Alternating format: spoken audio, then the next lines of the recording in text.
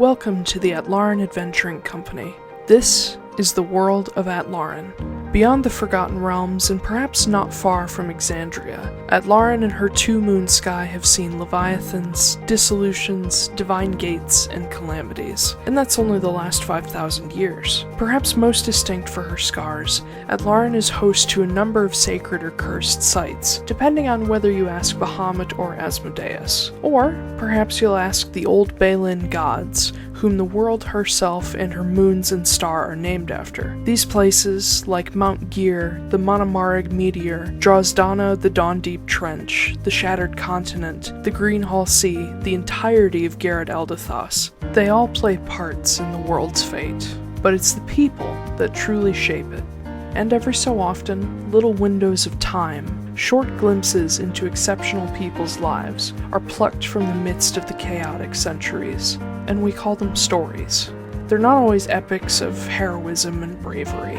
Quite the contrary. Every hero was once a bumbling fool, or a selfish mercenary looking to make a platinum. Or, in most cases, both.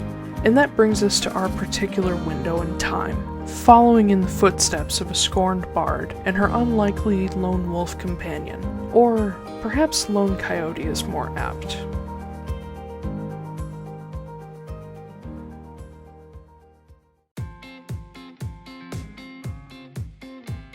Marin Veneer, a half-elven fighter with a love of freedom and gunpowder, and a former bard relearning her musical skills. Marin was the daughter to a frail sun-elf laundress who passed away when she was still young. Left to care for her half-sister Sylphie alone, Marin grew up far too fast. In her desperation to keep her sister from starving, Marin accepted help from the Alteras, and was lured into their poisonous web of abuse, theft, and murder. Forced to kill and torture often those unsuspecting and even undeserving. Eventually, Marin dared to question her adoptive father Alistair, and was slaughtered on the spot by her brothers just before she was 18. Sylphie was left to flee alone, but 10 years later, Marin awoke, revived by the Heidling cult. Sickly but determined, she recovered thanks to powerful magics and the apparent interest of Cynthia Moore, mother of the new king of the Arbiters, Silas Moore III. And, by Cynthia's order, Marin was given as a gift to Silas in the hopes that she would become his subservient partner, a suitable wife that would not question the Moore family thanks to her debt to them. Marin, however, had the spark of rebellion in her soul by then, and wasn't about to be controlled again. When Silas proved he supported her in the freedom of those crushed by the Arbiters, Marin reluctantly fell in love. Now with her fiancé at her back and the work to be done, Marin is ready for the long road ahead. She'll make sure no one suffers under the boot of the Arbiters or the Heidling cult ever again.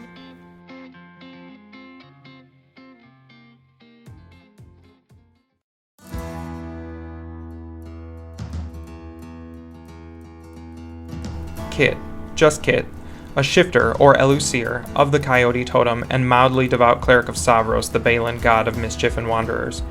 Originally hailing from Amnoblin as part of a group of natives called the Manamar and Dalmaric, Kit's people have always been harassed by the Skull, or outsiders who seek to take their ancestral lands and waters. Kit's particular tribe was attacked when he was young, rendering himself and his brother Ren orphans, and forcing their tribe to flee their home continent altogether. They found refuge in Iroquel, but struggled to adjust to the change from subarctic to equatorial desert. Trusting in the sacred Mount Gear, heart of the world, to watch over them, Kit's people settled in the northern savannas. But Kit never settled. Aimlessly causing trouble to Skull and taking mercenary contracts to send money home since he was 15, Kit has become a person of interest to the Guild of Wardens, enforcers who help keep the common laws. Thanks to Dana Fioris, a former troublemaking comrade who eventually went straight and became a warden herself, Kit has quite the dossier with the wardens, and rarely struggles to find work at their guild. And now, alongside Sylphie, Kit has his own scores to settle with the Arbiters, though breaking apart an organization of kidnappers and slavers would be reason enough to destroy them.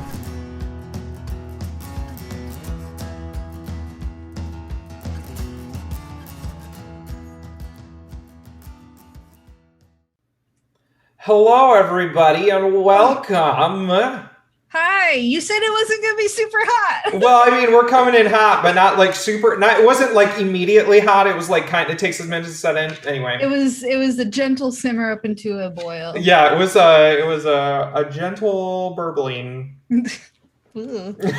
Isn't okay? So like, I listen to audiobooks, right? And every time someone says a burbling creak or something, just like, oh god, that it's like a really good word, but it sounds fucking gross when you say it out loud. Yeah, no. Yeah. Burble. A burble. Hello, everybody, and welcome to the Atlaran Adventuring Company.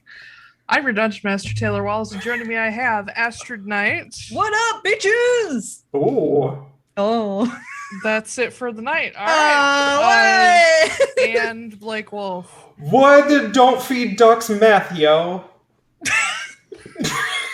Yours is better. You win. I couldn't you win think the intro wars. I couldn't think of anything else to say. Don't feed ducks meth. That's the one panic phrase you have. That's my panic phrase. It's a good panic phrase.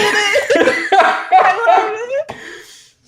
I also coffee. I just drank over half a cup of coffee, which explains a little, but I have a big old one right here.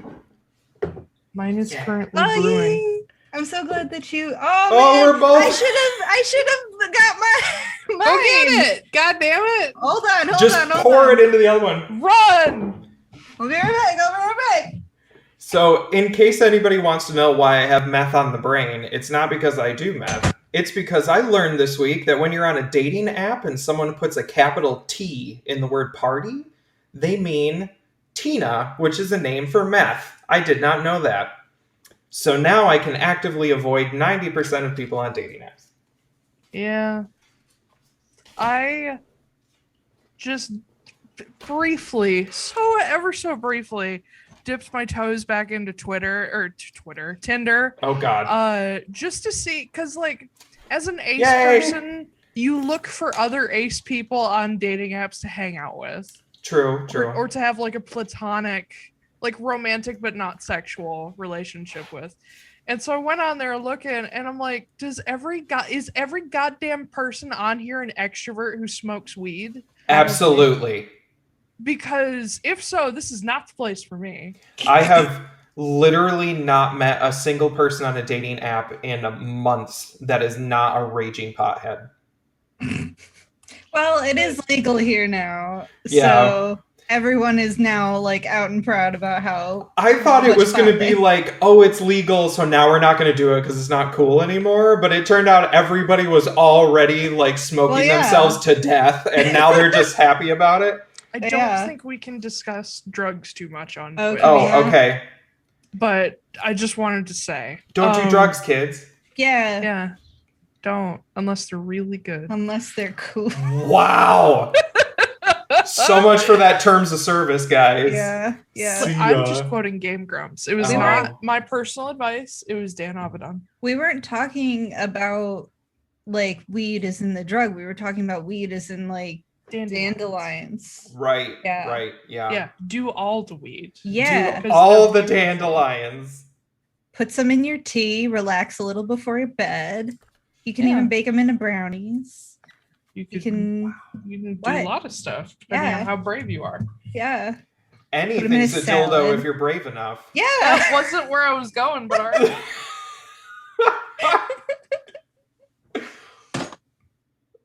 Coffee's done. Yay. Right. Love it when the coffee's done. Let's do this shit. So, last time, things happened that I did not expect. Oh, yeah. Including the fact that it took 4 fucking hours to get to the dragon. Well, if not more. We had things to talk about. Yeah. There's shit happening. So, last time, episode 38, game number 54. It's still Yant. Yawn! It's almost over, don't worry. Yeah. You guys woke up at Bosner's yes. I don't know. No. Whatever. You guys are in Constanos. Yeah. And Silas and Marin, you went off to the guild headquarters. No, it's not the headquarters. The Constanos branch of the Guild of the Gates, and met up with Silas's older brother Lauren, half brother, and he connected you with Ona, who was able to get into Alistair's journal that Clay had brought you. I did put a timestamp in the notes in case anybody needs to review them. But I'm not going to recap the whole damn thing because you guys, I think you took pretty okay notes on your own. Yeah. The major stuff is that, Alistair is headed to Frosthold to an old tower, and Lauren suspects it is a place called Gungnir Tower in the middle of the lake. And he was suspicious that Alistair seems to want to be found. You also asked about Nikolai Eulengrad, and Lauren informed you that he is a double agent, but for the Guild of the Gates. Whether or not you believe that is up to you.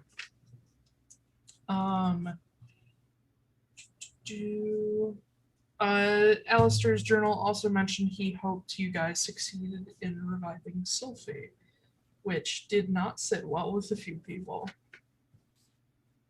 Kit and Sylphie met up with Taldanost and Maz.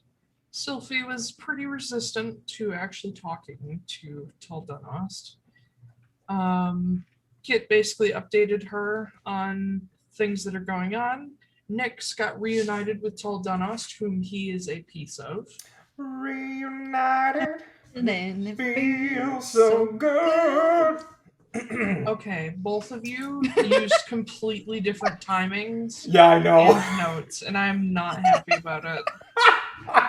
We both sang it in our own key. There's a reason that Zoom musicals are not a thing. That is true. Yeah, I mean, is it a thing? I don't know. I hope not. I'm sure. Just sounds like a disaster waiting. Not multiple people singing at once. Yeah. So not a musical. Only solos. Let's see. Kit learned a little bit more about Ilarka, and Maz confirmed that the white eel in Greenhall is either an avatar of Ilarka or a host. You also learned where Huron is and let Ted know. We did. Mm-hmm. Marin visited Molinarch Workshop, aka Armory, talked to Ansem. You also asked in the future, thinking about your potential epilogue, if you could become his apprentice, and he quite happily said yes, including what? No, Ben said something. I said, fuck, I have to think about an epilogue? God damn it. Yeah. You're gonna live for 1,000 years, motherfucker. I'm going to start the Church of Kit. There we go. I mean, you gotta think about what's gonna happen with Clarissa. Yeah. What? Future. Especially considering you willingly gave her a lock of your hair. Gotta plan for the kids and the white picket fence. My epilogue is me killing her. That's the epilogue. That's it. And then you go to jail for murder. For 1,000 years. Yep. But, so Ansem agreed, and oh my god. What was that? It's Titan. I thought it was a screaming child. Exactly what he is, isn't he? Huh? What do you think? Oh my god. Yeah.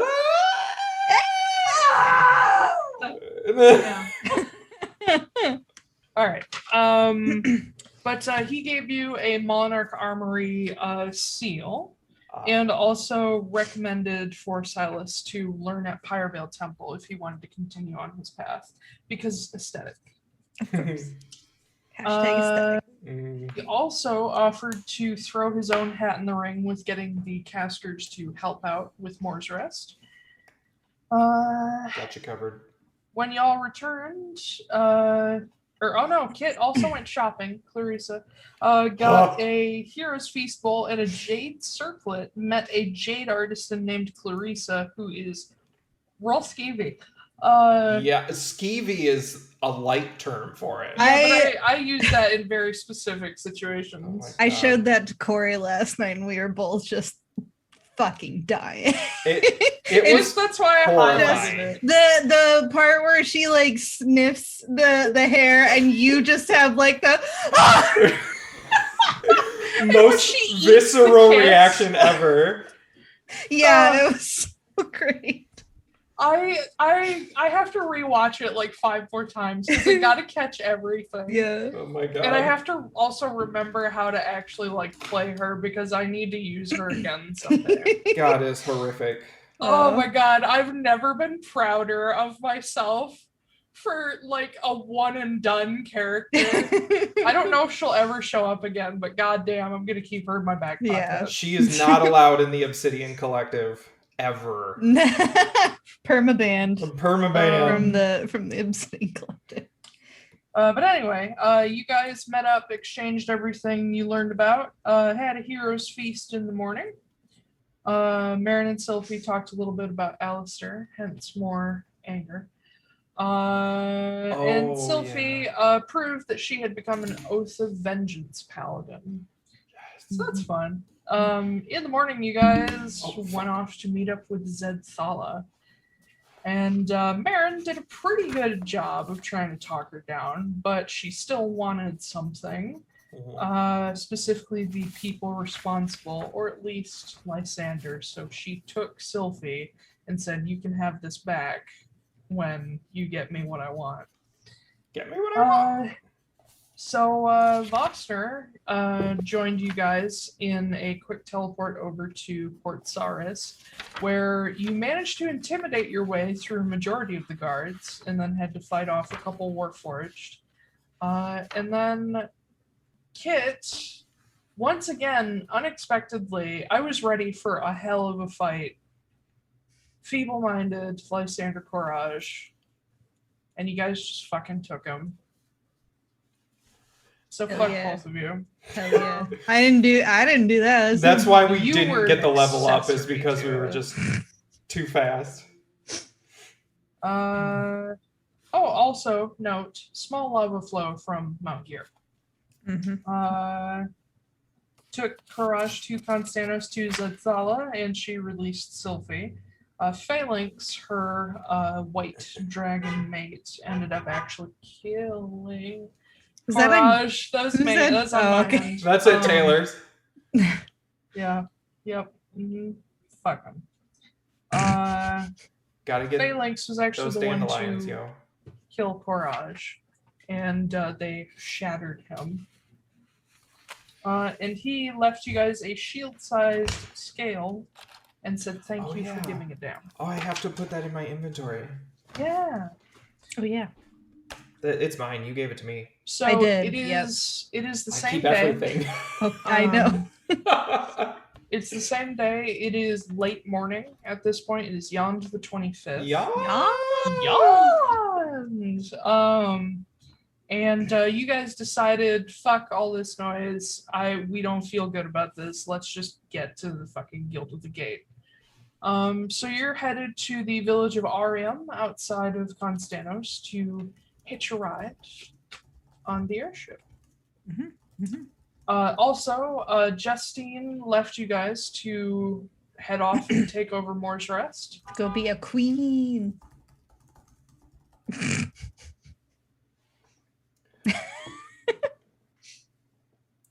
They have to trade their dandelions. It's a very active market. Yeah. Well, you don't need to do that anymore. Dandelions are legal. They're super legal now. Fine. Yeah. Shut up. And then, of course, Clay and Mia went off to visit Bull. So for now, it is just the main four. Marin, Sylphie, Silas, Kit. And you guys are headed for Fjallheim. Fjallheim. It's a soft J, thank you. I said Fjallheim. Joel. Anyway. You guys head off to the Cloudstride. Now let me ask this. Do you want to bother with the journey, or do you just want to get the journey over? Well, I don't know. Well, there's a couple of things I guess I want to do while we're traveling over Yes. Is it like a... Yeah. It's like a week trip by airship. Okay. Sing a song, it's the travel Yeah, song. so just like if I can do a few things, but other than that, we don't have to go day by day, I guess. So there's not too much point in doing that. yeah, Because it's an airship. right. Titan. Listen. Gonna turn you into a You're hat. smaller than me. Like one of those little Russian hats. Yeah, little raccoon hat with tail out the back, Davy Crockett Yeah. style. Yep. Yeah. Get that All boy. right, talk to me. Oh, little baby. He's a baby. What are you gonna do? It was the baby. It's not talkative anymore.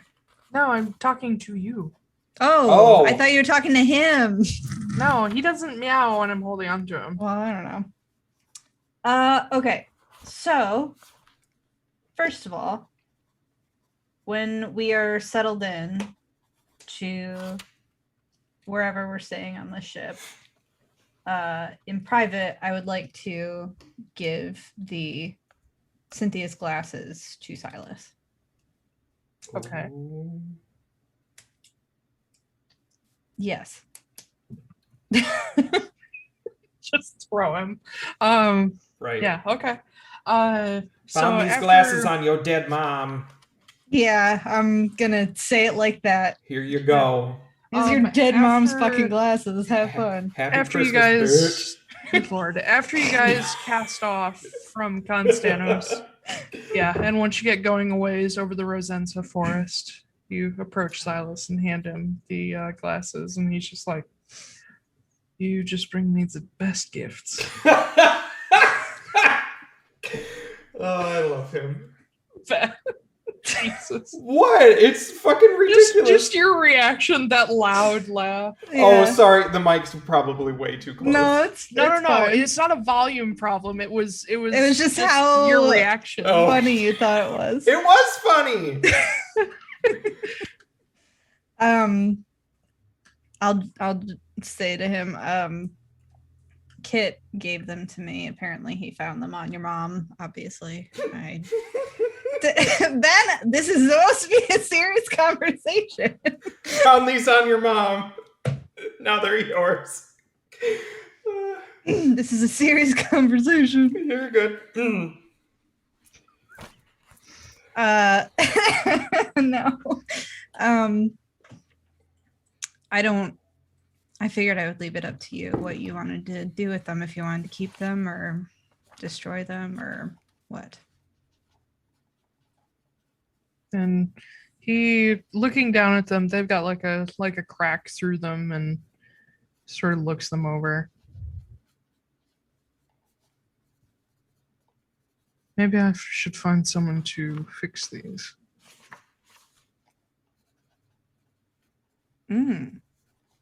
So you want to just improve upon your own aesthetic? Sure, why not? Okay. They could look cool on you.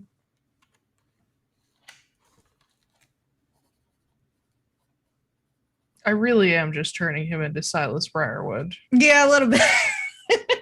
Yeah. The glasses, the fucking... Just need the vampirism. Someday. Yeah.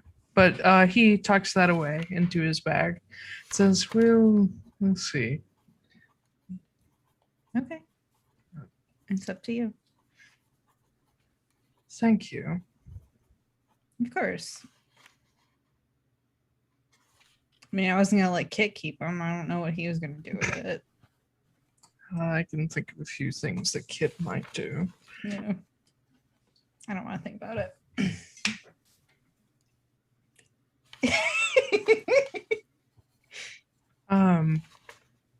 But as you guys are getting out of sight of Constanos,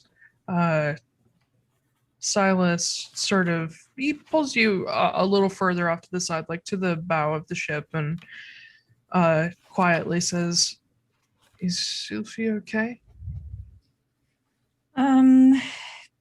She's,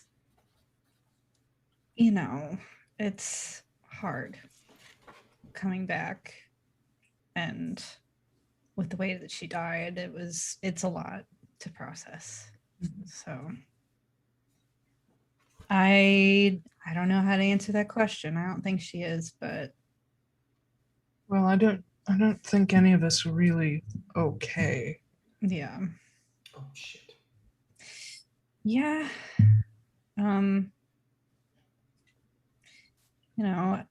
I just consider it a win that we're all alive right now. So, True. but I don't know. I think she'll improve. We'll see. Just the more she gets used to whatever this is now. Yes, I can certainly tell that this isn't quite what she wants to be doing. It's 100% not what she wants to be doing. She wants Alistair out of the picture, and then I don't know what she wants. Well, considering that he seems to have made an effort to be found, maybe that's something we can talk about after we're done with Eulengrad. It honestly makes me want to find him less. I know. But not that I really wanted to find him before, but Well, that seems to be what Sylvie wants to do. And I know. We'll talk about it.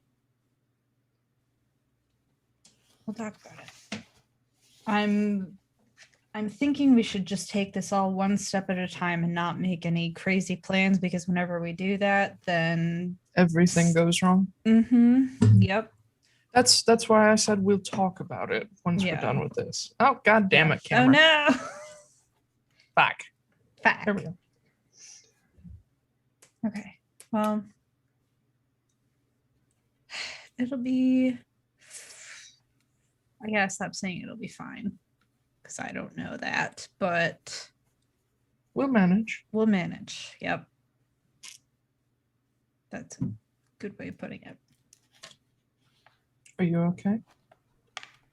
I know that's a loaded question. But... yeah.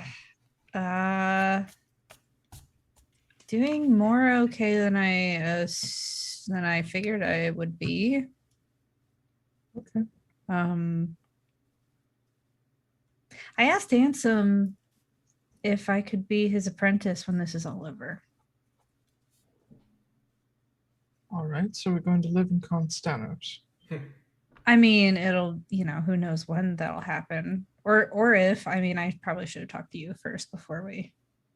No, if that's what you want to do, we'll manage. Okay. You've spent close to, 20 years almost of your life, at least while you were alive, doing things that you didn't want to do. I think it's your turn. I'll kiss him. And he just gets like a little smile on his face.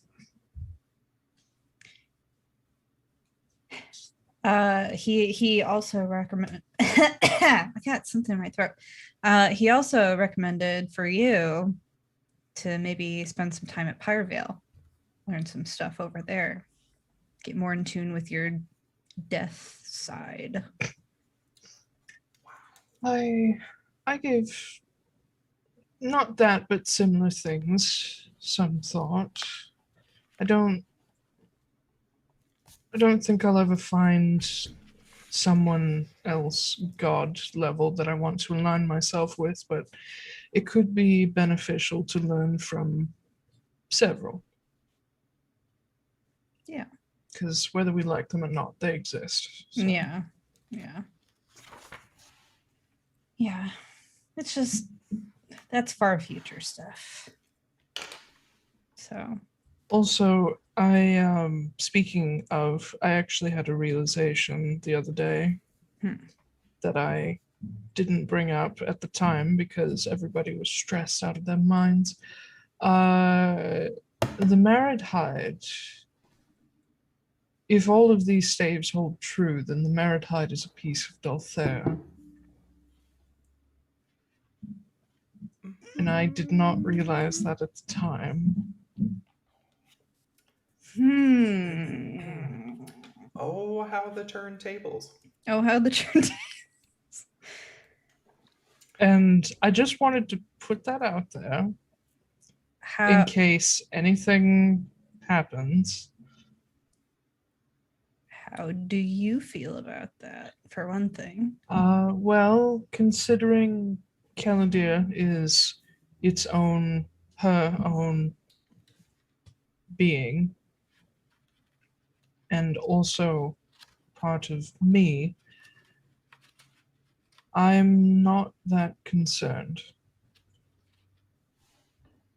I understand that it's a connection, but it does not put me back in his control. And having talked to Kelley about it,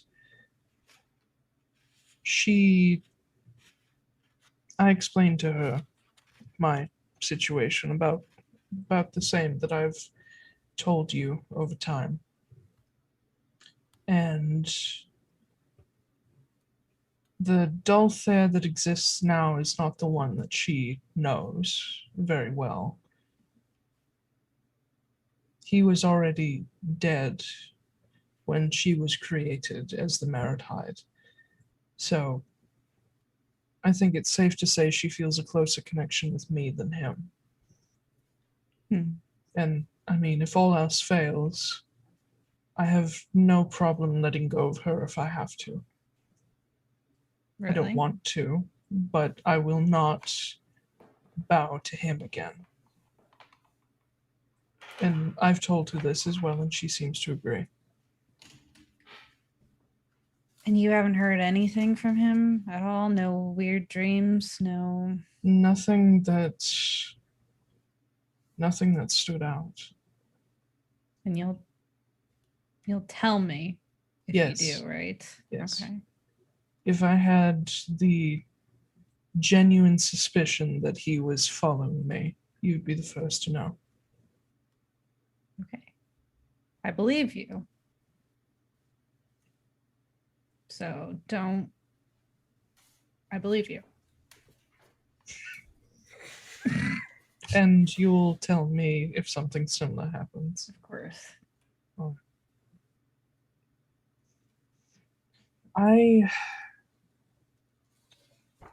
Dolthair is not the best patron, but he's certainly not a vengeful one.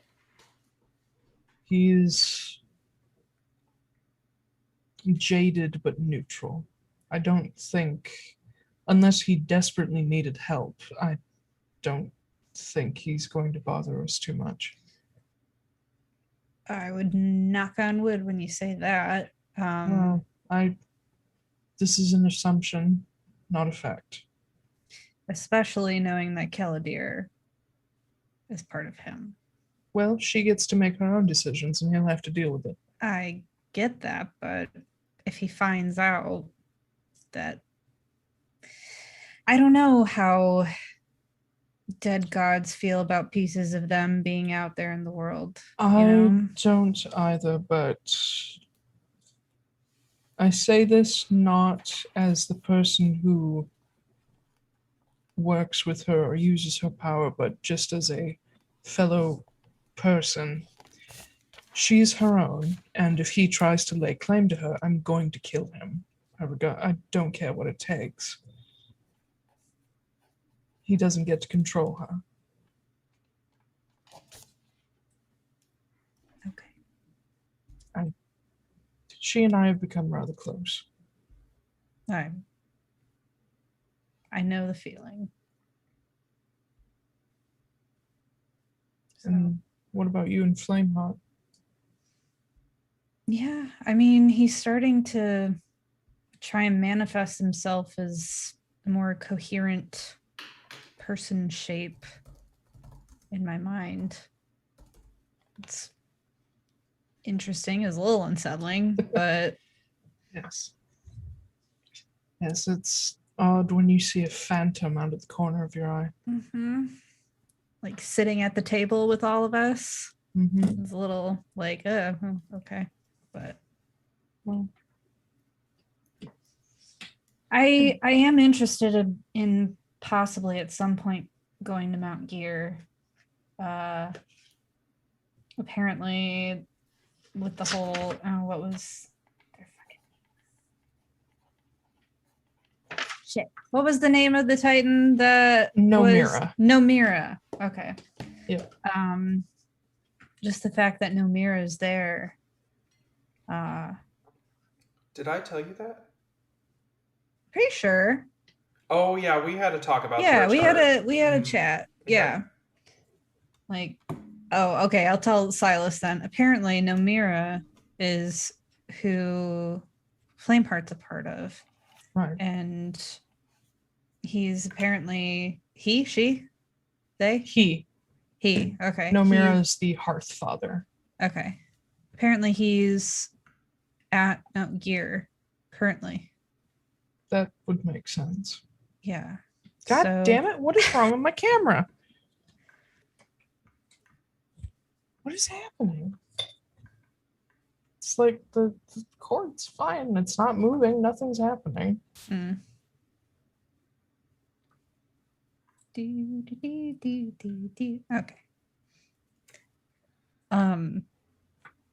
So I don't know. Kit thinks that I can supercharge Flameheart or something like that. I don't know about all that, but Keep going. Okay. I don't know about all that, but it might be worth looking into to see maybe if he can help out. If there's something that I'm missing, something that could help Flameheart and I get closer together. Something like that. Whatever you think will potentially help. I don't know. And just with the fact that Alistair was there too, Yes. I wonder why. And maybe we can get something out of Nomira too. Of if he saw him or what.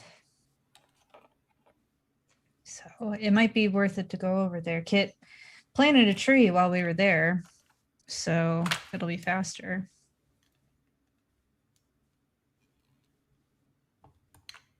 Yeah.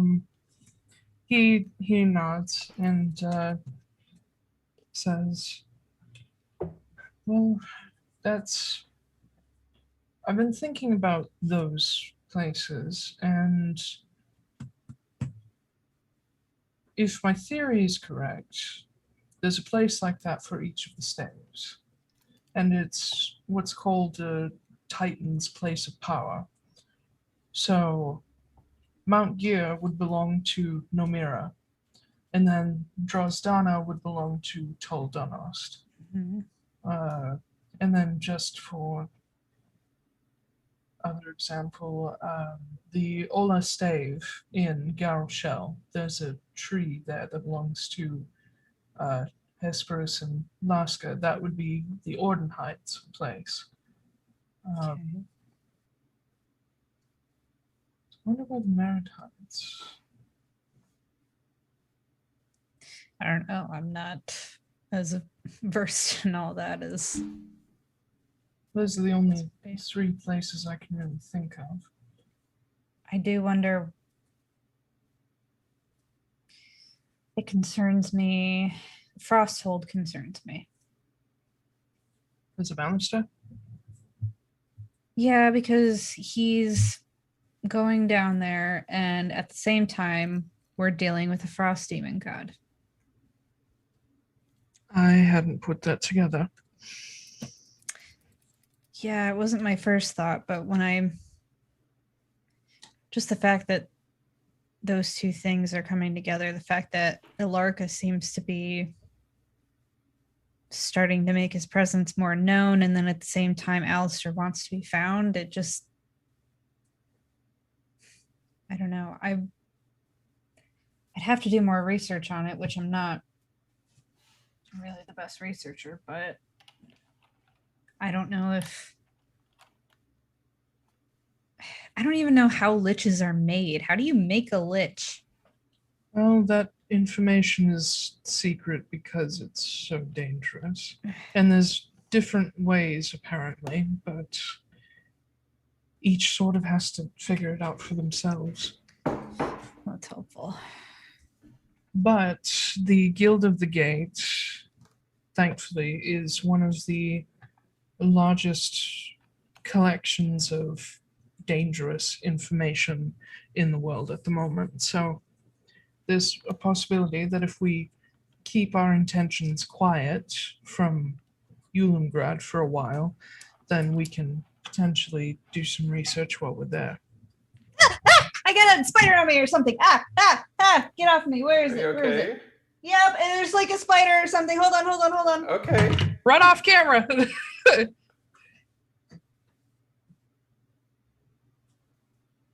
Okay.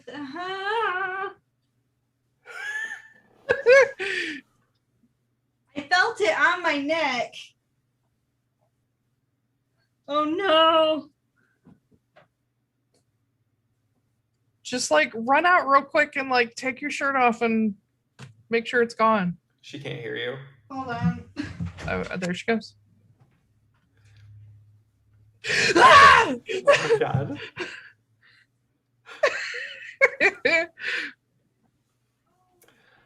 This break brought to you by spiders. Mm-hmm. They'll get you. Mm-hmm. Mm-hmm. Somebody just play the teacup battle from or the spider dance battle from Undertale. I don't know that one. Oh, speaking of the which, I don't think I turned No, on it this. wasn't a spider. Yeah. I'm an idiot. Was it your earring? It was a bobby pin. Oh. My bobby pin fell out of my hair. Because I'm stupid. Wow. That's on the internet forever. Wonderful. Great. Oh my god. Cool. That's awesome. Yeah, it's awesome for you. I forgot what I was saying now. Alice or Frosthold liches. yeah, Guild of the Gate. Silas says that the Guild of the Gate has a large concentration of info, and so you may be able to do some research there if you keep your intentions quiet. Yeah. Because I have a theory, and it's not. I hope it's wrong. But I wonder if Alistair didn't just make himself a lich to try and live forever. I wonder if he did it to magically enhance his abilities somehow to either bring Alarka back or, I don't know, take on Alarka as a vessel or something like that. That's terrifying. Yeah. Yep. I hope I'm wrong. I'm not the most versed in magic, so maybe I am wrong. Maybe it's totally not possible, but I mean, I could see him having Ilarka as a patron, but I don't know. Even with an avatar, he would not be able to be here directly. yeah. Hmm. Cool. Great. Wonderful. We'll deal with it one step at a time. Yeah. Take a deep breath. Okay. Yep. It's good. It's good. All good. It's good. And How are you, by the way? I forgot to ask how you're doing. I know, for one thing, I've been thinking about this for like 3 weeks because that's the last time, that's the session that we did it in. What did you and Bull talk about the other day in your morning walk before we left? You don't remember that?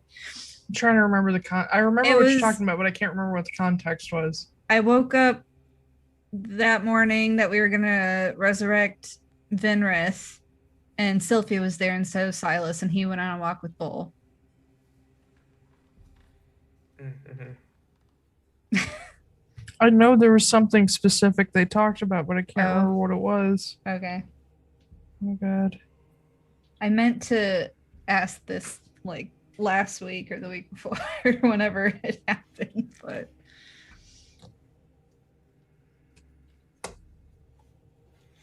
Hold on.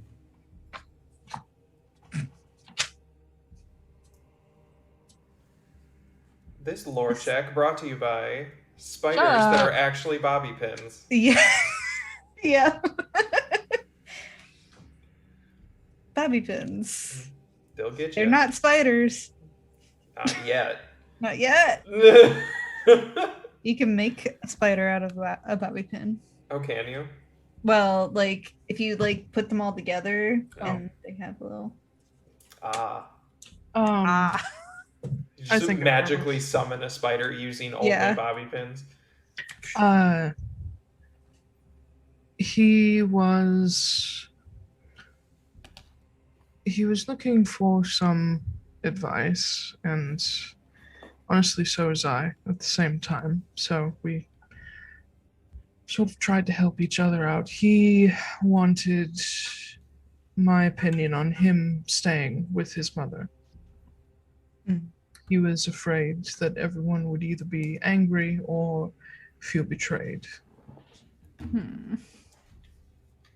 And of course, I assured him that that's not the case. Yeah. But I think if Bull follows through with his plans, then Justine might be seeing him before long. But as for me, I suppose I needed the opinion of what I consider to be a better person about what we're doing. Let's stop. We all agree that Bull was the least morally gray person of us. Okay, yes. But that's what I mean by better. Shush. Anyway, I wanted his opinion on what we're doing and some of the choices that we've made. And just sort of I don't know. I guess I needed someone to tell me that what we were doing was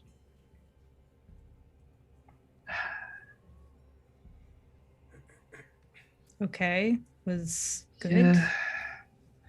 I don't know. I don't know what I needed, but he, in his typical Bull way, he basically said if we stick to our intentions and doing something good rather than just going out and being angry and fighting with people, then we're doing something right. I hope so. So do I. He seems to think that we're all doing something great, but I don't know if I quite see it that way. It's necessary, but I don't know if it's great. I know that it's great that Constanos is safe now. Yeah, that one didn't feel very good either. No, it didn't, but we got one guy killed, but we saved thousands of others. We killed your mom, but we saved countless other people who she would have hurt. It's not good, and it's not ever going to feel right, but we are helping in the long run. And I have to think that, otherwise I'm going to never sleep again. All right.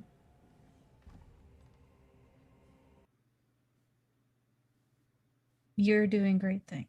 You are.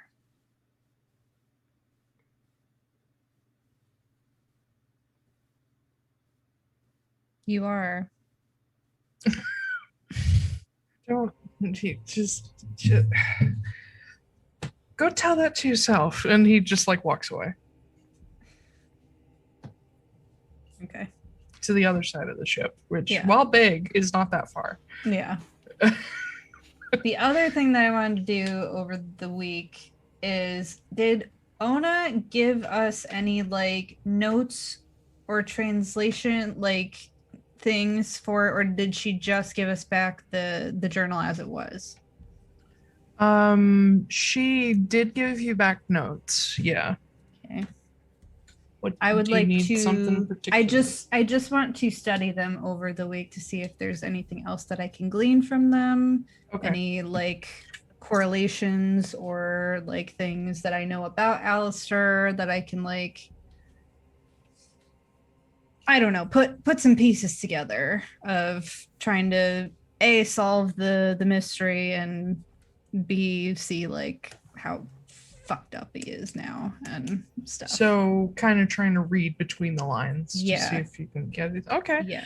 Make me, I'm not going to say an intelligence check because that would be actually deciphering what it says. I'm going to say make an insight check. Okay. 18. Ooh. Okay. Ooh. Ooh. Let's see. What could I tell you? Everything.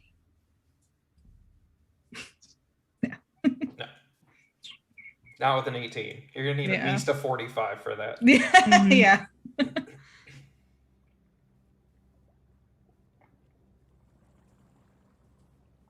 Okay. So as you're going through, Ona left mostly general notes, just sort of condensing what was said, because there's some filler, there's just like minor notes about stuff that happened during the day that doesn't fucking matter.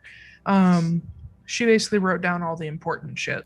Mm-hmm. And as you're going through, you get to the bit where it mentions the tower in the middle of the lake, because it never actually said exactly where it is, only that it's in Frosthold. And of course, Lauren and Ona said they had a few places in mind, but the one it sounds like most is a place called Gungnir Tower.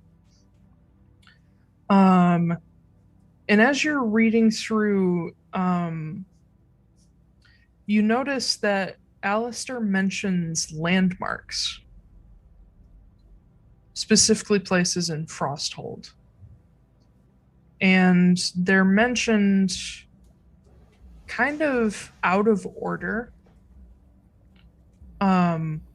Where as he's writing about his journey to Frosthold, he talks out of order about places that he needs to visit. And some of them are just simple, like I need to see this particular artisan, or I need to find this material. A lot of more mundane stuff and like a few smaller components, nothing huge. But they're all listed out of order. Like, if you looked on a map, you would not be making a straight line or a circle through them. You'd be zigzagging back and forth. That's weird. And I just get that. I don't get anything That's about what that the could be. biggest inconsistency you detect. Okay. And it's not... So it's like a zigzag pattern. It's not in the shape of like. Well, no, it's not. It's not a zigzag pattern, but it's not like if you were to go from point A to point B, you're not going to go past point B to hit point C and then come back. That's inefficient. This is a weird pattern that doesn't make any logical sense geographically. Okay. That's unhelpful. I mean, it is helpful, but... Well, I mean, if you were smart enough to figure it out, it wouldn't be unhelpful. Oh, I'm not smart. Damn. Okay. Riddles and hints. And it doesn't make like a shape or anything. It's not in the shape of like a circle, or I'm thinking Full Metal Alchemist of like, do you want to we're see making if it makes shape? the yes. Do you have a map Do I? of Frosthold? I'll go ask around in the ship. Wait. What? Someone gave us a map of Frosthold. Oh no, Did they? Lauren had one. Yeah. Oh, okay. Yeah. Mm-hmm. I'll go ask around on the ship and see if anyone has like a fairly detailed map of Frosthold. Make an investigation check. Investigation.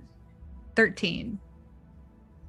Asking among the Colligigos, most of them are like, no, we only really run between Lochmanos and here. We don't really go to Frosthold very often. But when you find one of the people that you've dealt with before, you find Bryn. He is currently piloting the ship. When you go up and ask him, he says, not on me, but I'm pretty sure I know who can get you one in Fjallheim. Yeah, okay. That would be great if... Yeah, well, I'll show you where the cartographer's shop is. Okay. They keep a lot of real detailed maps. Okay. Well, I'll hit you up for that when we land. All right. Cool. That is all I need to do. Kit. All right. I have a couple of things I need to do. I need to find Marin and be like, hey, I need you to identify a couple of things for me. Sure. And I hand her the coin that I took off Ethane that has the Sagittarius-like symbol on it. Okay. And I also want you to identify the ring that Ted gave me. And the Ancient White Dragon Scale to see if it has any magical properties. Okay. I marked off my spell slots, but we have a week, so I imagine it doesn't matter. Actually, before you do the Dragon Scale, I'm going to cast Detect Magic on it. Mm-hmm. Gonna cast what? Detect Magic. Magic. 'Tis indeed magical. Okay, then I'll have her identify it. It's Dragon Scale, of course. Well, I know, but I'm just making sure. Dragon tails, dragon tails. Oh my gosh. So dragon tails. Okay. So, sorry, what was the first object? The coin from Ethane that has a symbol on it like Sagittarius. And how did you get that from him? I took it off his dead body. Oh, great. Okay. Shut up! Go away. So far, I know there's illusion magic on it. Yes. Okay. This is...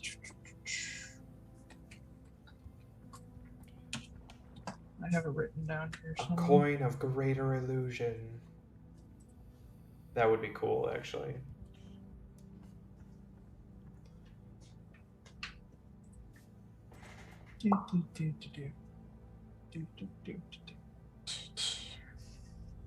Wow. We still have that gauntlet and stuff, right? Yes, we still have the demon gauntlet. Okay. This is a single charge coin. Like per day or ever? Ever. Okay, ever. God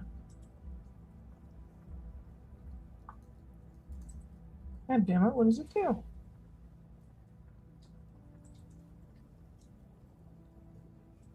I accidentally set it off and we all die. Yep. We all turn into bunnies. Yep, all dead forever. Mm-hmm.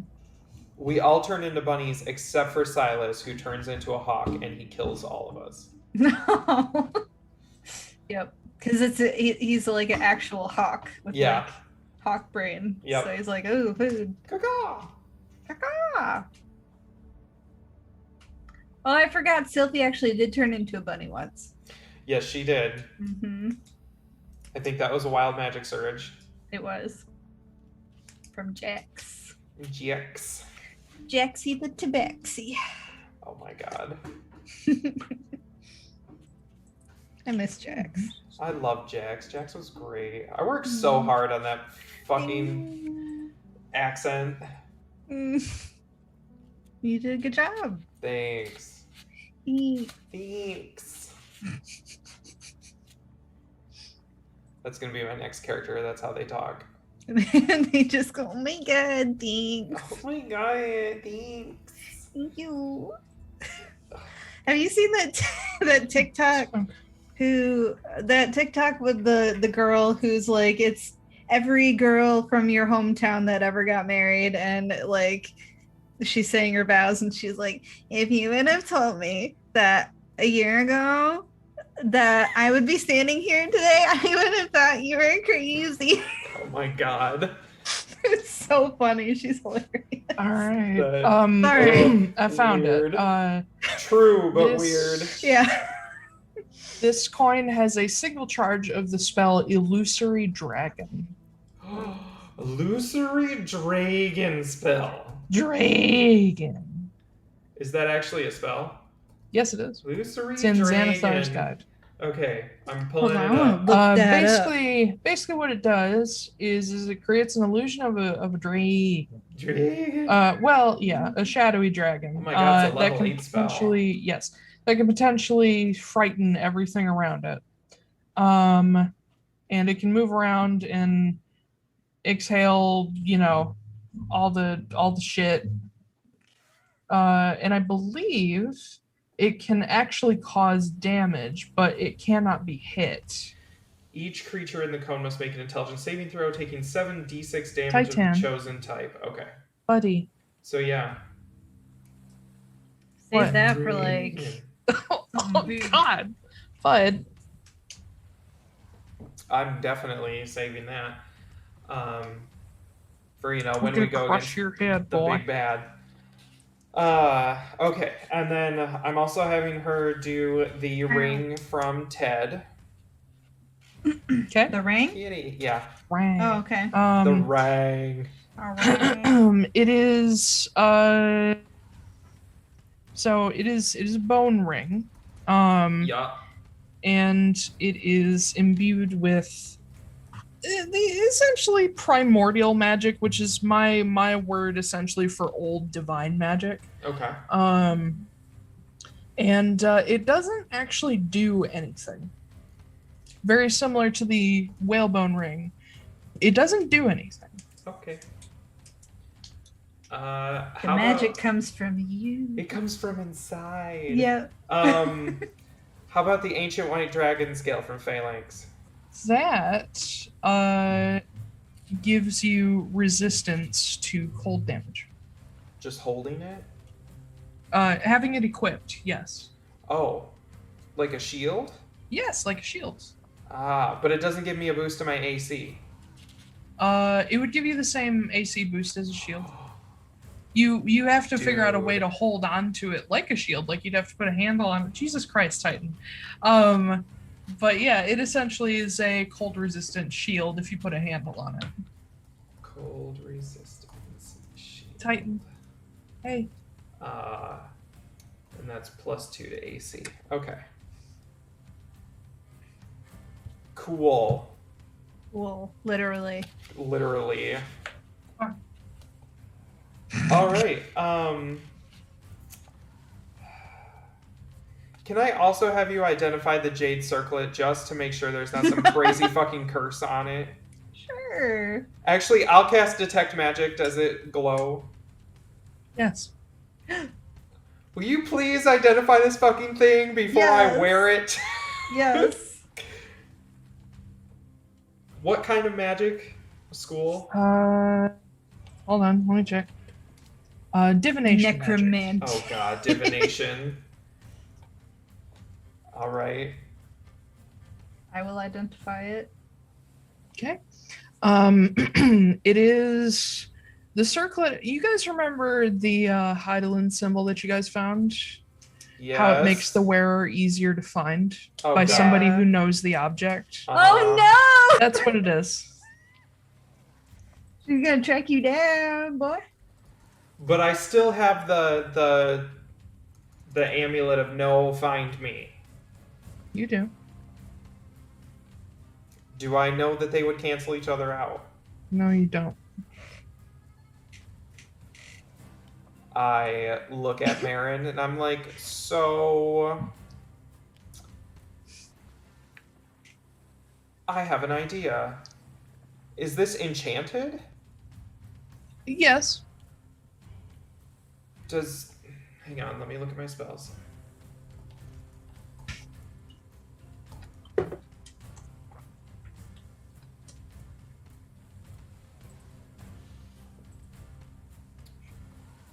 Would I know that Dispel magic works on enchanted items? It will work on a spell of 3rd level or lower. Or if you cast it at a higher level, you can dispel higher level spells. Since it's like the first day or something, I'm going to put the Jade Circlet very gently on the ground in the box, and I'm going to cast Dispel magic at 8th level on it. Holy shit. At 8th level? 8th level. Okay. You cast your dispel magic over it, and you see this sort of silver haze shimmer off of it and then shatter. The circlet shatters? No. This Okay, haze okay. that comes off of it. I cast Detect Magic again. It is mundane. I close the box, I put it back in the bag. What did that No. salesperson do to you? She was very skeevy. It's a good word, isn't it? Yeah. She was scaggy. Ew.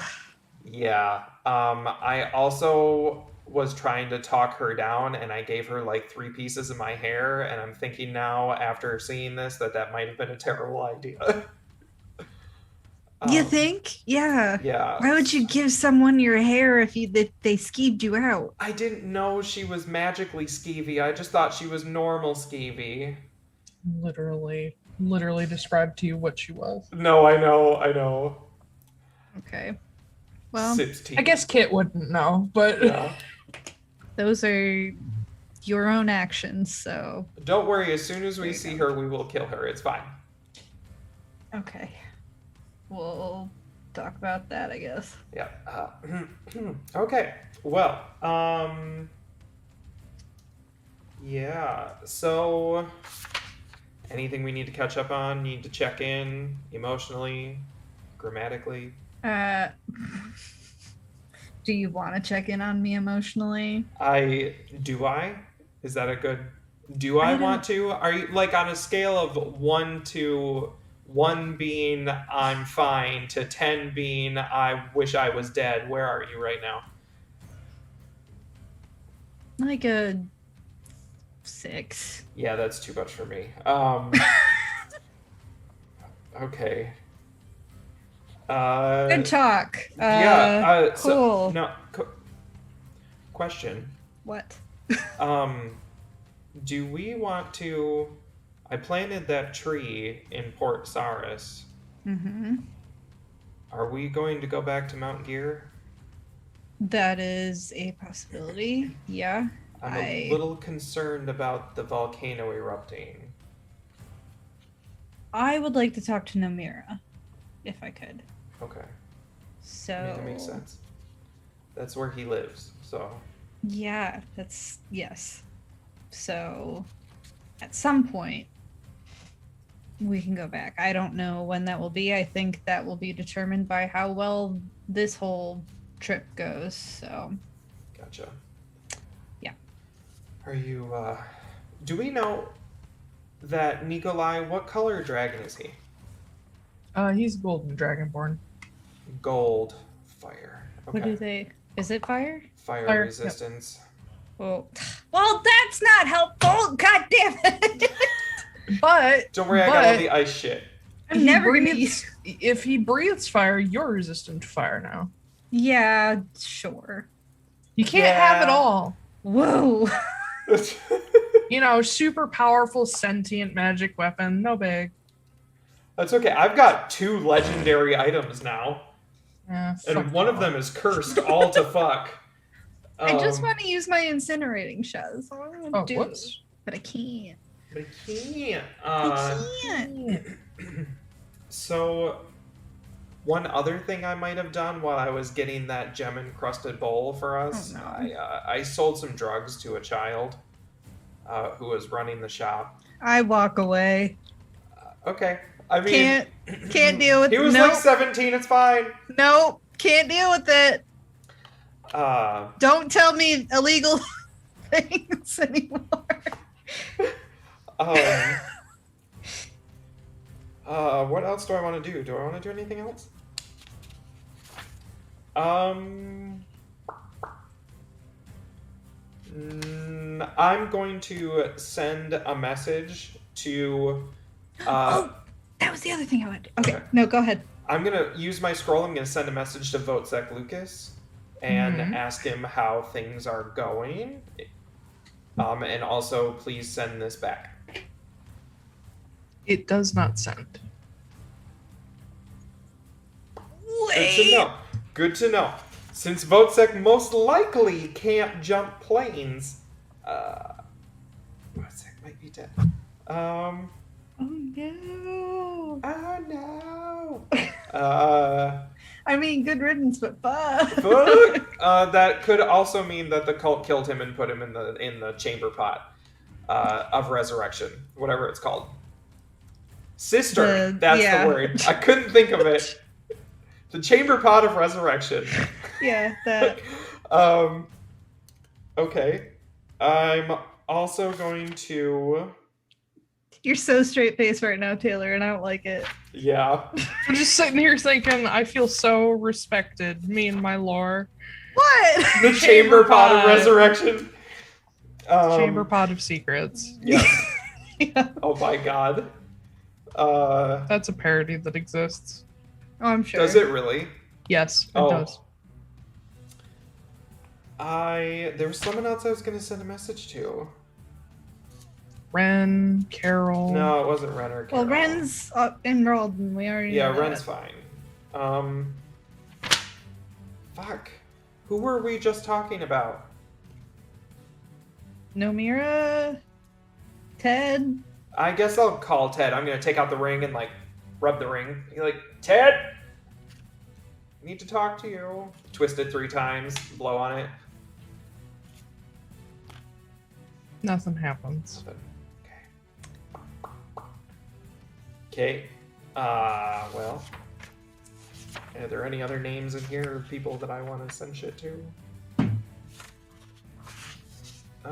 You can go ahead with yours if you remember. Okay, yep, I do remember. I would like to send a message to Ziegler.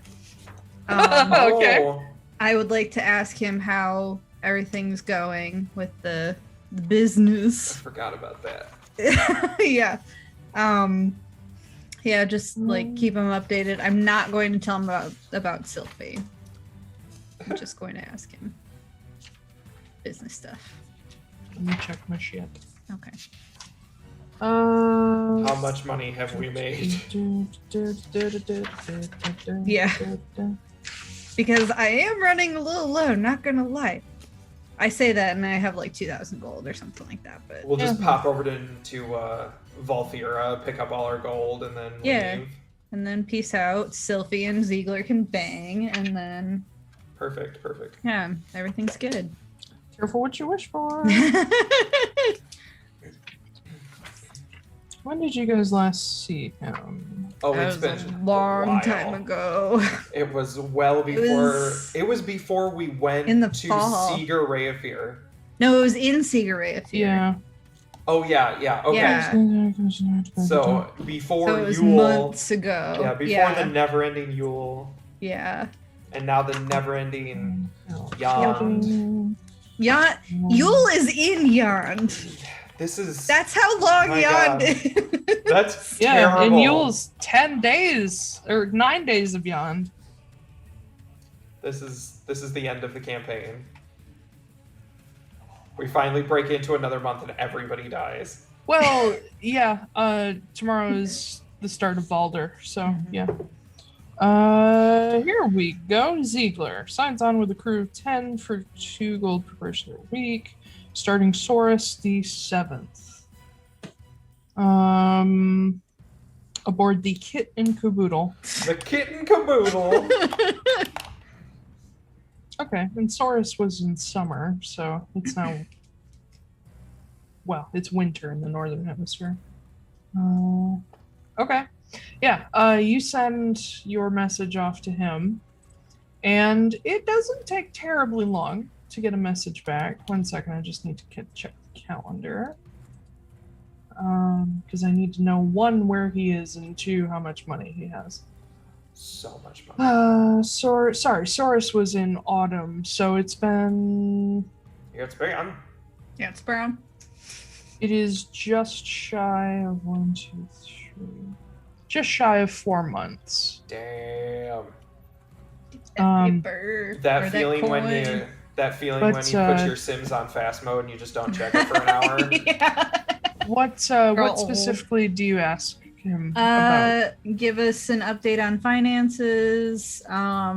If I don't know if like they've had any trouble, if they need anything from us, stuff like that. I would say within the hour he gets back to you. And he writes that everything is going fairly smoothly. Aside from the odd, one and done pirates that they've been able to take care of because they're experienced sailors. He says that the ship, which he does not refer to by his name because he was embarrassed of that name. Also where they are. I would have included that.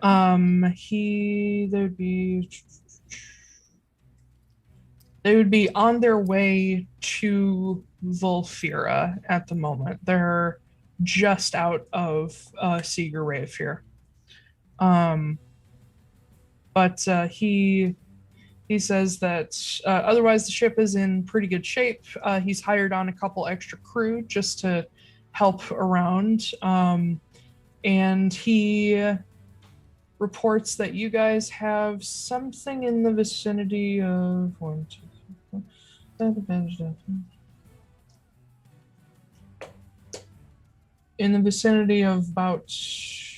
4,000 gold waiting for you. Not bad. All right. And that's just with the that's pure profit.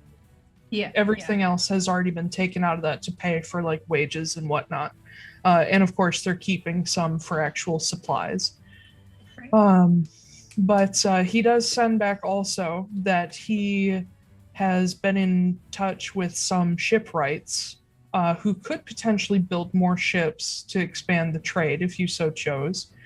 And he has managed to build a pretty good rapport with some traders in Seeger Rayfear that are actually moving things up north to Haven and to places along the Pilgrim's Path.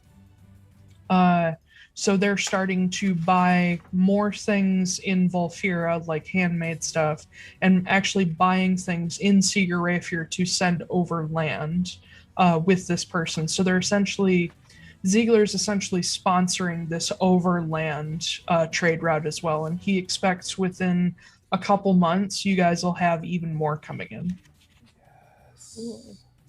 But he essentially sends back, like, since Kit does own the ship, technically, like, would you like us to reinvest some stuff? Would you like us to expand?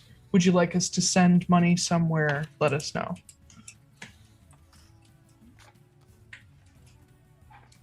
It might be faster for us to just like meet them in Volfira and pick up money. They will get there about when you arrive in Fjallheim.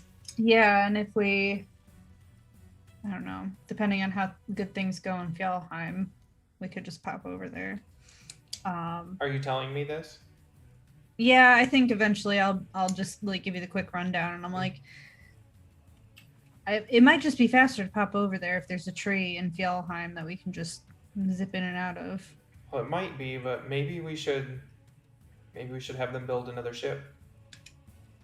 Yeah, well, I'm thinking about picking up money because we need money. Oh, I know, but I don't know how much a ship. Or do you need like a lot of money? Well, no, but I would like to have some money. I mean, I have money if you need money. I don't need money. I just want to be secure. Okay. I have like, wait, how much money do I have? Yeah, I have like 2,500 gold or something. Like that. And quick correction, they'll arrive in Volfira before you guys reach Fjallheim, but you can ask them to like hold if you need them to. It just might be good to, I don't know. I've got 3,000 gold. Okay, we won't pick up money then. Can you let him know that to build another ship? I will write back to him and ask how much another ship is going to be to build. It's going to be more than 4,000 gold. Not necessarily. I don't know. Hold on, let me check. But we'll own it outright. We don't have to we're not borrowing Ziegler's anymore. We weren't borrowing Ziegler's before. That was Silas's ship that he's... Oh, that's right! Yeah. Oh my god, we'll own 2 boats! Yeah, it was the Queen of the Cradle. The Queen of the Cradle, yeah. Not anymore. So it's like a proper big ass schooner ship. Yeah. Is a royal flagship technically. So he'll get back to you. Sorry, I misjudged the value of a ship. Yeah, I could not be. Because a normal ass horse costs 75 gold. A normal ass horse. And I gotta think, like, for a boat, it's maybe like 100 times that. Sorry, 10 times that, like 7,500. No. So a long ship, which would be actually fairly useful for that distance, or a sailing ship, they're same price, just long ship is a little faster. Those are both 10,000. Okay. A keel boat, which is a river boat, costs like 3,000. And a proper warship, the Queen of the Cradle is a small warship, but she is a warship, costs 25,000. Woof. Yeah. So they can start investing in a ship and get the ball rolling. They'll be able to afford it in 4 or 5 more months. Honestly, because I guess I don't need... Can I ask Silas how much money he has right now? Yeah. We're all just gonna pool our money. Well, I'm just seeing what would be a better... Because now I'm thinking, well, maybe we can pop into Volfira and give them money for another ship. True. Silas is currently walking around with about 4,000. Woof. He doesn't buy things other than potions. We've got enough between the 3 of us to buy another ship. I'm not giving up all of my money. No, we don't have to. That's not what I'm saying. I'm saying, we don't even have to give them any right now. We can stop by and give them some later. It's going to take months for them to build it. Yeah, so why don't we get going now? And then when we, when we've fucking killed God or whatever, then we'll have money to retire on. I mean, let's tell them to go ahead and put the 4,000 down on a new boat, and then when they need more money, to let us know. Is that how it works? Typically with shipbuilding, you at least in my world, you usually pay a portion up front, to get it started and buy all the materials, because obviously most of the cost of building is actually labor and not materials. So yeah, you put a down payment on it, and then when it's done, you pay for the rest. Okay. And depending on how much you put down, it kind of helps with how fast it gets built. So. Yep. So we could put down more. I mean, we could, or we could just hold off for like a month or something and just have them put the 4K down now. You could buy a sled. That's 20 gold. Attach some floaties to it. Bam. Perfect. Wait, Perfect. cool. And then I will be the personal dolphin that pulls it from Sea Or you can there just we go. punt it across. Yeah. Yeah. Punting on the teams.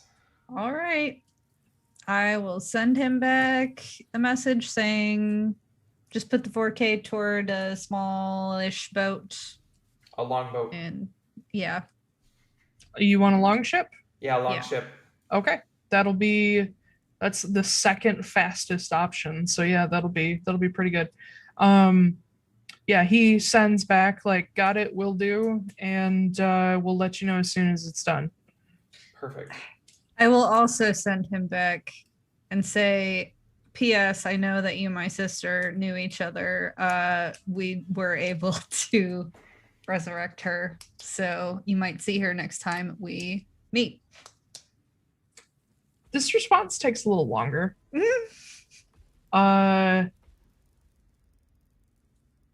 He sends back, I'm very happy to hear that. She probably still hates my guts, but good. And that's it. Wow. I'm not going to tell Sylphie about that because she probably does still hate his guts, so I'm not even going to bother. Well, just judging by her general mood lately, she kind of hates everybody's guts. So yeah, he could definitely become a target. Yep. And then also after a few days go by, I would like to write to Justine just to ask how things are going, if she managed to overthrow Holt, what's going on, if she needs help. If she had managed that fast, holy shit. Well, I don't know. I don't know where he is. I don't know what's going on, you know. Yeah, writing to her, it takes a while to get it back, but it does send. And she got teleported somewhere, right? Yeah. Yeah, I think Clay teleported her. Yeah, Clay helped her get there with, I think Ellen Estelle helped them get there too. So Clay and Mia are in Kellikar. Justine is somewhere in Harris. She answers back that she is currently in Wickpond Pine.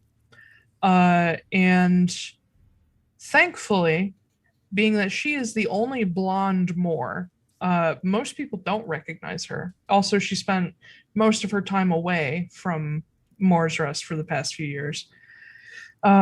She says she has managed to connect up with some local Crimson Hammer folks, and they're currently sort of vetting her to see if she's like genuine. And she has basically sort of like a job interview. She's sort of used you as a reference, and asked for the people that you told her by name. And for the moment, she's sort of doing proving stuff for them, just to sort of let them know that she's one, serious, and two, not a fucking coward. And she believes that Holt is currently over in Lochmanos. She does add that it sounds like Leroy has been taken prisoner by the Caskers. Like, I think you've already been told this, but she confirms it and says that he is apparently in Port Nataline. And they have alerted Lauren about it as well. Okay. But that's all she's got for the moment. Okay. Is there anybody else I need to message? I don't think so. I still can't remember who the other person was I was going to message, but I thought of one. I want to message Dana, Okay. and I want to ask her, one, about the volcano. Like, what's going on with that? Is it getting worse? And two, how is everything going now that Lysander is gone? Man, I miss her voice. Oh, I know. I'm getting ready I for love New York being Cop. the New Yorker who's just like, listen, Kit, you're nothing but fucking trouble. It's true. Um, that is 100% We can go accurate. back to Port Saris now. yeah. So She answers back with a very sarcastic, "Oh, nice to see you're alive." I am. Says that, one, how did you know what happened to Lysander? Because she's not aware that you guys did it. oh. Well, And two, she says because it was sanctioned by the Raven Knights of Constanos, the wardens aren't going to argue with it because the Kestrel Mace, while smaller than the Wardens Guild, which is worldwide, the Kestrel Mace has scarier allies, and a lot of them. fair. And is also allies with the Wardens Guild. Namely, Caskers would back up the Raven Knights no matter what. And the Wardens don't argue with Caskers. That's a death sentence. But anyway, she says that quite a few folks have lost jobs at the Arcane Emporium. However, thankfully, it's a lot of people who are like, thankfully, not thankfully, it's a lot of people who are very specialized and higher skilled. So it's not like, a whole factory of people just got laid off. It's like a bunch of already rich arcanists and enchanters. So she's not too concerned about them. They have the money to look after themselves. However, the rest of the city is a little iffy about it because a lot of bad things seem to have happened in quick succession. One of them being the apparent minor small eruption of Mount Gear, which would have been the lava flow that you guys saw. But she says that it has not stopped. It is consistently just a slow leak of lava. She does say, however, that other issues that have come up. One is that a Mr. Tomo has escaped. That motherfucker. And the Heidelin cult activity in Irakel seems to be intensifying. What they're up to, she does not know. But more people have been going missing lately, especially redheads. Oh, no. So she ends it by basically saying, everything's fucked up. What's new? Okay. And also asks you how you are. How nice of her. I reply back and I'm fine, single-handedly trying to take down the cult. Been a really weird journey. Still waiting on... No, never mind. Not going to say that because she gave the money to the village.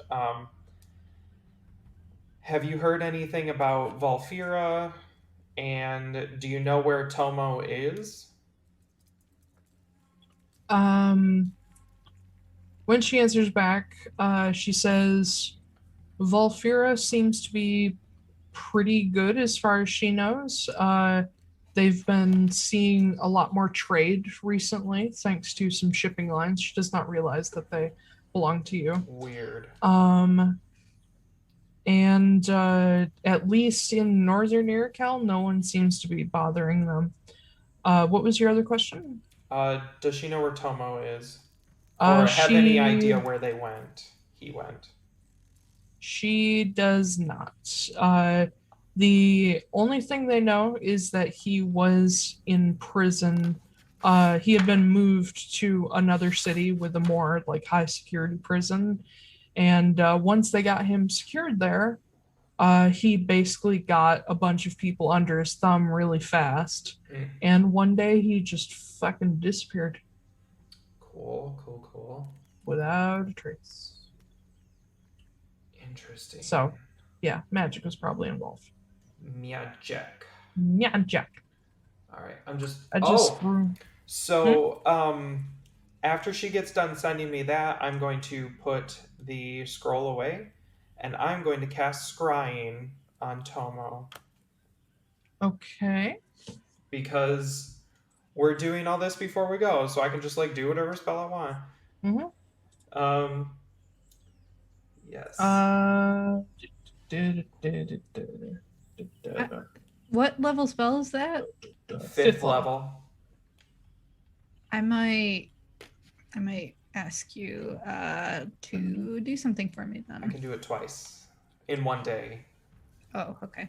Well, I can do it more than that. I have higher level spells. I can do it 1, 2, 3, 4, 5 times technically. The target Yeah, must okay. make a wisdom saving throw. A wisdom saving throw. Oh yeah, Marcia, you gotta do the wisdom saving throw, don't you know? Oh my god, I want to do a character like that so bad. Yeah. Against mine? That's a 5. Oh yeah, he needs a that ain't 19. gonna work.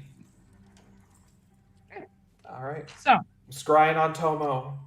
you focus in on Tomo, and for you, because your abilities are partially granted by the whalebone ring, it is actually Maz who guides you through your scrying. So oh, as hey you there, Kit. Let me take you to see that there Tomo. as you focus on your ring, you see it begin to glow orange. And as you look up, you see in the sky, far distance, this orange serpentine shape moving through the clouds. And you feel your vision just pulled away from your body. And it follows this serpentine figure as it weaves through the sky. And you just get faster and faster and faster, and you see ocean below you, and then you see Oh my land. god, we're in the never-ending story. Yeah.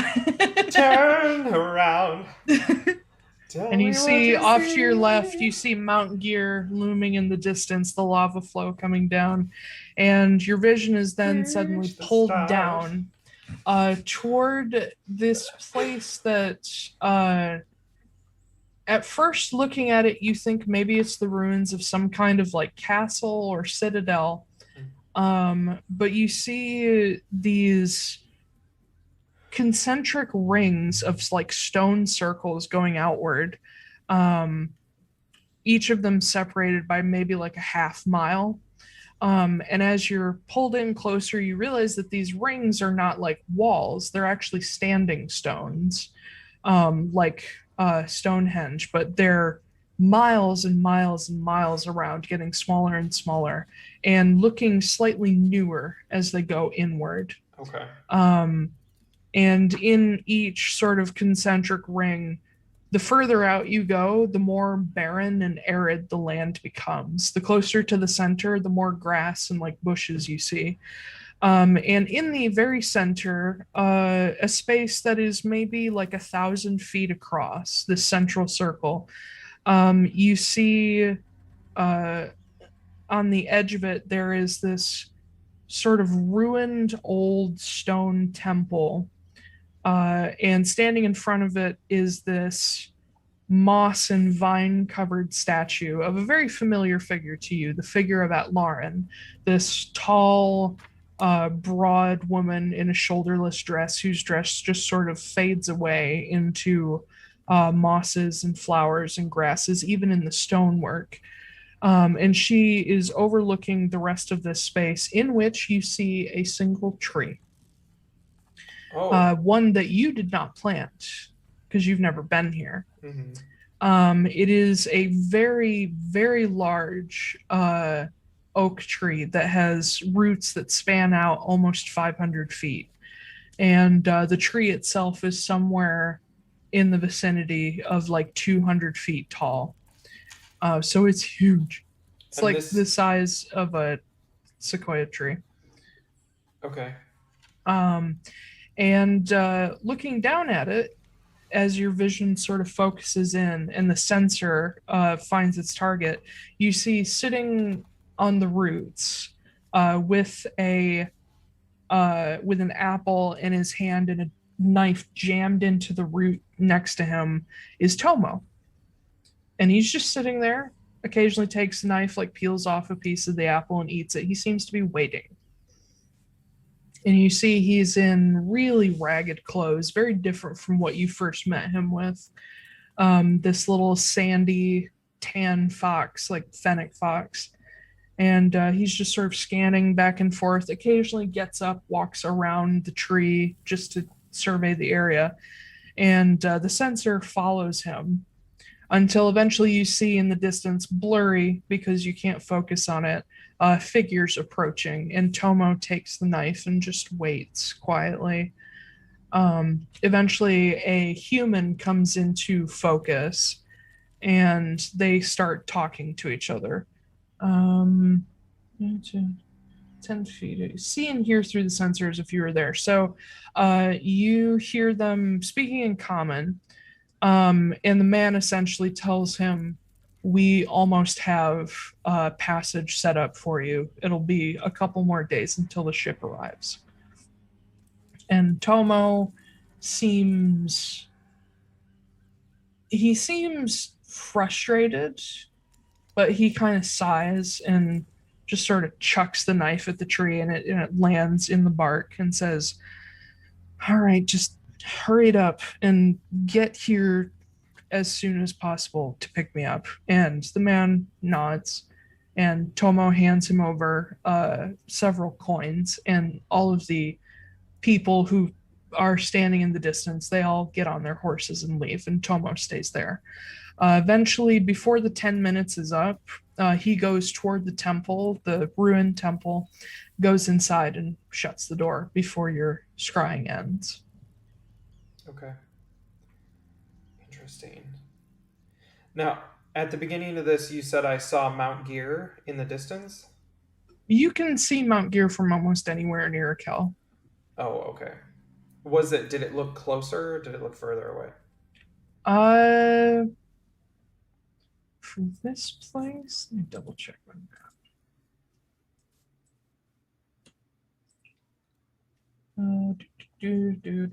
I need to make a full detail world map, but Mount Gear is directly in the center, so it's about here, right where the sea is. This place is not super crazy far away, so you'd be able to see like pretty much the whole of the mountain, including the foothills from where Tomo was. Okay. Maybe a little bit to the southeast. Gotcha. I'm going to detail that and send it back to Dana. Okay. And just tell her what I saw. But I don't know where it's at. But I want to make sure to mention the tree, the statue of Atlaran, the temple, and the concentric circles. She does answer you back fairly quickly, saying, I know exactly where that is. And I also mentioned that he's leaving in a couple of days on some sort of ship. Okay. She says, I know exactly where that is, but that is unfortunately a place where he is untouchable. But we can catch him when he leaves. Gotcha. Okay. And then was there someone you wanted me to scry on? Because there was one more that I wanted to do, but I don't know how many you have.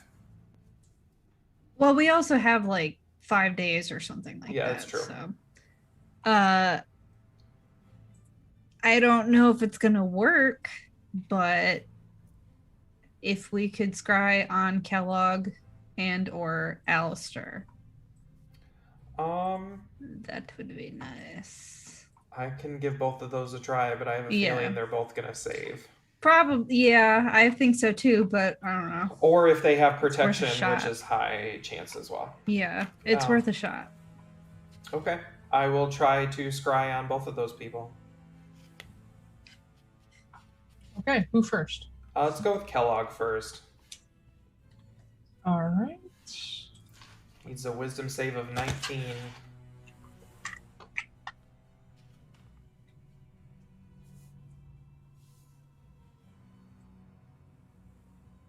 That is a save. Well, I can't get Kellogg. Let's try Alistair. Okay.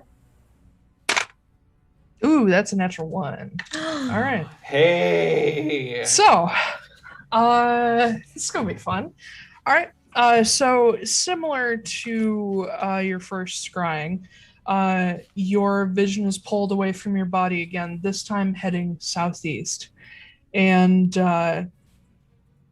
as you're pulled away, you see the ocean rise beneath you, and eventually you pass over the peninsula of Frosthold, and you see this harsh but very green land below you, as it is midsummer.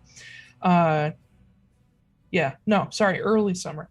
And you just see this beautiful, very like Scandinavia-esque land where it's rocky and it's full of a lot of hardy plants, but it's definitely lively. And you see like herds of caribou below pass over villages, and eventually your vision is pulled into this little sort of, well, not little, but large clearing in the middle of the forest. And you see ruined buildings, and you see some buildings still in fairly okay shape that are in use with like smoke coming out of the chimneys. And your vision sort of pulls in parallel to the street leading toward a lake in the distance, this huge, beautiful glass, smooth, clear lake. Think like Kitchitikipi, but like 40 times the size. Okay. Like that deep and that clear, but huge. And you see looming out of the center of this lake is a tower that is maybe 5 or 6 stories tall with a turret roof. So it's like the thorn style roof with the with like clay shingles up top. And each level of it has sort of balancing each other out. Each level has a balcony that sticks out in a different direction. And you see at the foot of the tower, on the island it's sitting on, which is not that big, you see a little rowboat sitting there next to a slightly larger fishing boat with a sail at the end of a dock. And you see a few outbuildings outside the tower. And you notice 4 smaller figures running around in this area, and they seem to be playing tag with each other. They're just running back and forth. And your vision pulls in through the wall of the tower to one of the upper levels, where you see the familiar face of Alistair Altera with his long black hair, very well-kept facial hair, a little bit more scruffy and longer now, but still in fairly good keep. And he is dressed in just a simple tunic, trousers, boots, and you see him poring over this collection of books in what appears to be a library. And you see a lot of the books are a little bit damaged, like some of them are charred, some of them are missing like a whole like side of the book that's been burned off. And he's just going through and sort of separating out the ruined ones and occasionally taking notes from those that are like can't be saved. And he does this for a little while until you see in the corner of the room the door opens, and you see this little tiefling girl with blue skin and long white hair and dark horns. She comes in holding her arm, and you see she's got like a little scrape. And he stops what he's doing, and you see him like sigh and walks over to her and leans down, and you hear her basically say, "I got a boo-boo." And he's like, "All right, we'll take care of it. Come on." And he takes her by the hand and takes her downstairs. And that's the end of your scry. I'll describe all of that to Marin.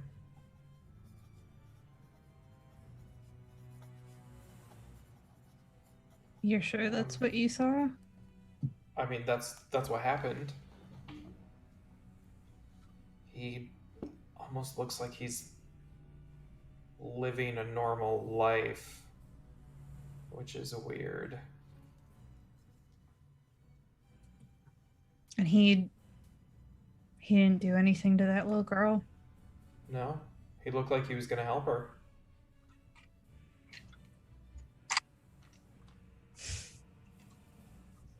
Where are we right now?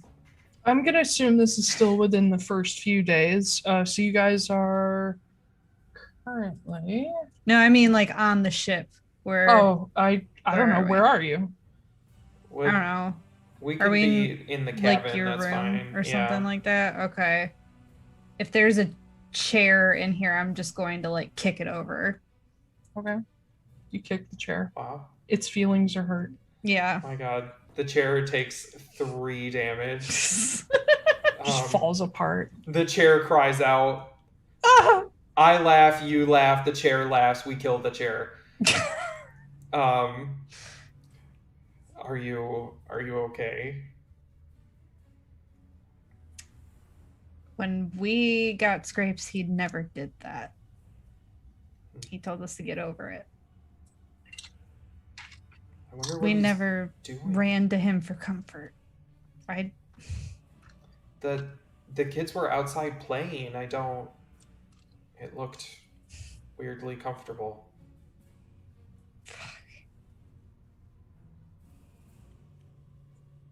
None of this makes sense. I don't know what he's doing. He had a lot of books that he's working through. A lot of them burned. I don't know what Did you see anything that was written in them, or the titles or anything? No, I didn't. I found out some locations that he is going to / went to, but they don't make any sense. The orders don't make sense. Okay. So I don't know. I'm going to try and get a map and see if there's some sort of pattern or something that I can pick up. Did it say what he was collecting? No, I don't think so. Did it? It doesn't state too much in the way of specifics. Some of it is just components, like stuff you'd use for casting spells, but it's a wide variety, so you can't pick out any one like spell. Gotcha. He also, when we fought him last time, he didn't need to use components. Right? No, not necessarily. There are certain things you can replace components with, depending on the component. And there are certain things Alistair can do without a specific component. Okay. But magic in general, unless you have something to replace the component, like you do need them. For the normal caster, if you have like an arcane focus, you don't need components unless they have a gold value assigned.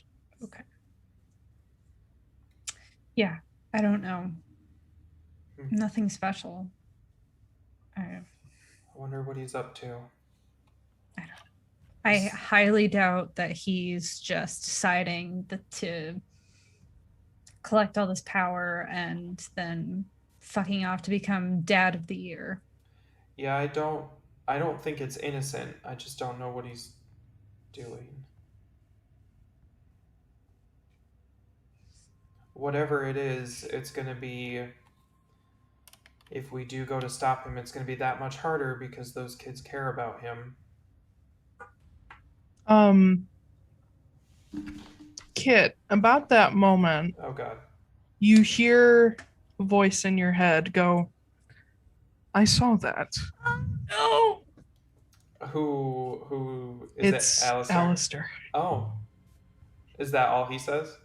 Yep, that's all he says. It's a sending spell, though, right? It's ascending. Which yeah. means I can respond. Yes. Well, we were just checking in on you to see what you're up to. We got your book. We're just trying to figure out what the fuck you're up to. No further answer.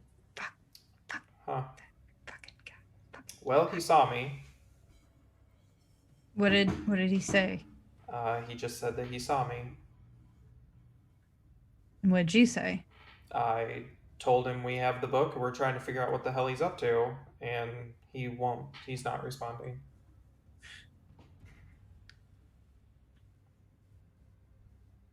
If he wanted us to find him, why didn't he just tell us? Because it's a game. He's buying himself time. I guarantee those kids are a means to an end. I just don't know what they're for. I agree.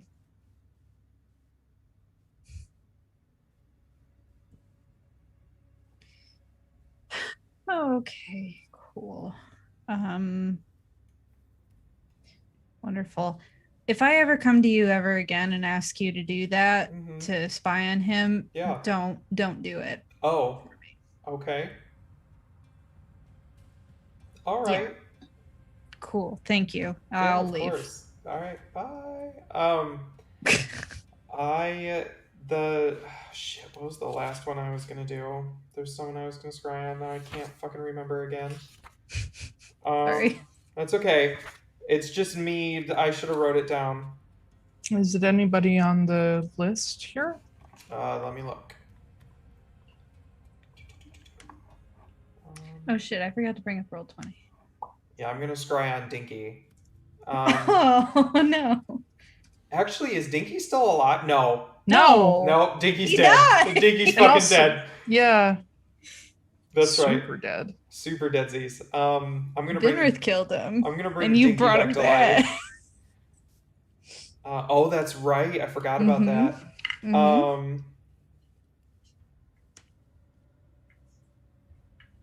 I don't see anybody on this list that I wanna scry on. Nope. I should be good. Okay. The journey goes on. And anything else you guys want to do before you reach Fjallheim? I do want to just, after that, at some point, just check in with Flameheart. Just be like, I don't know, just touch base. Hey, Flamey. Hey, buddy. Yeah. Hello. Is he in like his little fuzzy? Yeah, state? when you reach out to him, he shows up as his like little wisp form.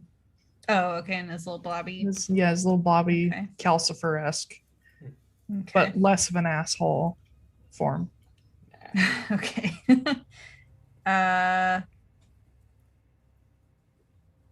Yeah, I don't know what I want to say. You can just say, I want to check in, see how he's doing. Yeah, I just want to check in and see how he's doing. He is good. Great. But concerned. About us? About... yeah, pretty much all the shit you're concerned about. Yeah. Including his suspicion of Alistair. Because he knows your memories, so he's like, what the fuck? Yeah. That doesn't sit right with me at all.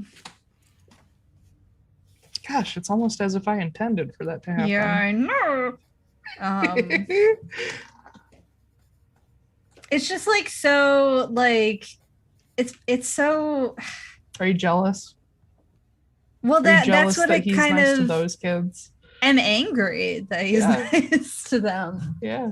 It's like I know it's a thing where it's like, oh, you're shit dad, but then later on you become a good dad, and then you're like fucked up kids are like, what the hell and stuff. Yeah. But yep.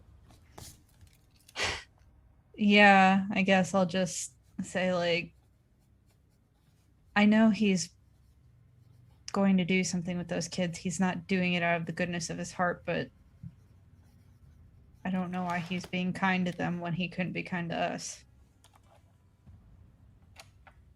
I mean, I don't have anything that'll make you feel better, but maybe he realized that being nice to them will make them more compliant.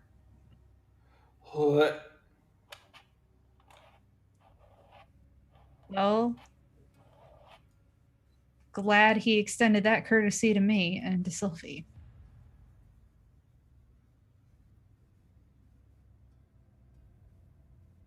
We were compliant because we were afraid. I don't want to say it's not fair because that would be stupid, but just remember that they're kids too. I know. I don't blame them. I'm afraid for them. If he's trying to do something to summon a Larka or something like that, I'm afraid they might be, I don't know if they'll be sacrifices or something. I don't even know how he would do any of that, but I don't think he cares about them.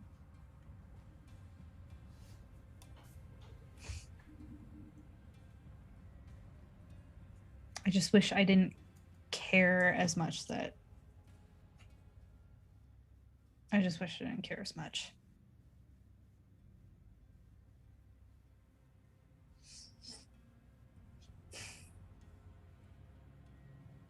It's okay to care.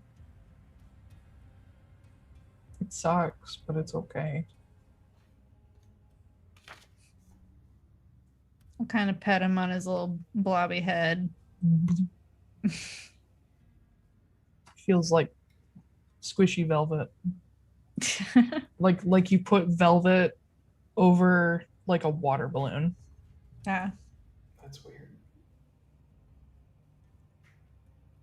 I'm glad I care too.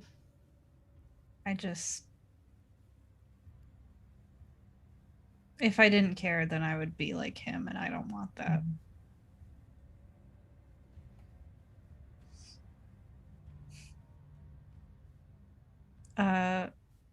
Enough about him. Do you want to go see your dad at some point? My dad? Nomira? Is that a weird Well, I guess phrase it's technically true. Well, no. Because then that would imply you're my mom, and that's weird. Yeah, it is a little weird. No, I'm not gonna. Yeah. We're not gonna use that anymore. But would you like to? I don't know. I've never met him, technically. Though I guess he's me, technically. So odds are you'll get along. Probably. It's also supposed to be pretty low energy anyway. You'd think like fire and volcanoes and all that stuff, he'd be like super wired, but he's not. I think you'd kind of have to have things under control if you had fire abilities. Which is why I'm just the perfect person to have you, I guess. Yeah, whereas if it's water, you just go fucking crazy.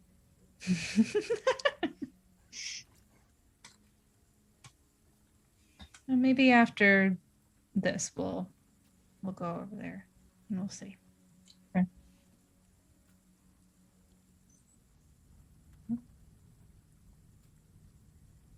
Cool. All right.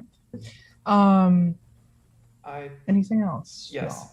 Yes. I do want to I want to turn the dragon scale into a shield. I want to put a handle on it. Okay. Which, pretty easy to do. Cool. And then I will equip it and attune to it. And then I also wanted to check in with Nyx, just make sure he's doing okay, how he's feeling after meeting Taldonost. He has been a little less ADHD, I guess. Not necessarily any more focused, but less fucking nuclear. Hmm. Less of the constant buzzing and more like pensive quietness. Hmm. Are you doing okay in there? Mm-hmm. Yeah. Mm-hmm. Are you sure? I didn't say his energy necessarily went down. I just said he's expressing it less. Why are you so quiet? I'm thinking. About what? A lot. About A lot. Like anything specific? Water. Okay. Like all of it. Oh, there's a lot of it. Yeah. Yeah. Like quite a bit. There's at least a fair amount. Yeah, there's at least a bucket. There's at least one bucket, and I know of one bucket in particular that makes an infinite amount of water. Yeah. That's cool. Isn't it? Yeah. I thought maybe if I left it somewhere, we could turn the whole world into water. That's a bad idea. Yeah, it probably is, but could do it, though. You could. You could. Maybe someday when, like, the world sucks, we could do that. Yeah, that's true. Although, after some of our recent excursions, the world feels like it kind of sucks anyway. It doesn't suck that bad.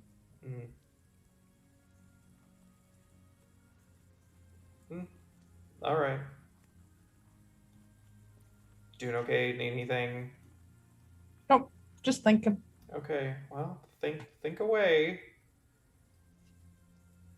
He's just vibing. He's vibing so hard. He is. Actually, let me grab the thing. Oh, no. Is this how this works? Every time you check in with them, you get something? Not necessarily. Okay. But you're a little bit behind Flameheart. So, what was the most recent thing you got? Number 4, Sea Strider. Okay. Am I gonna be? Yeah. Why not? Why not? We're coming toward the end of the potential end of the campaign, so why not? Don't. Too late. Gonna kill Already everybody. did. And then, Ash, what's the most recent one you've gotten? 7.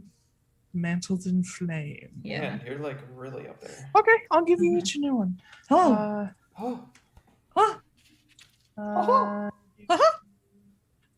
Ash, Enjoy, Slash, and Burn.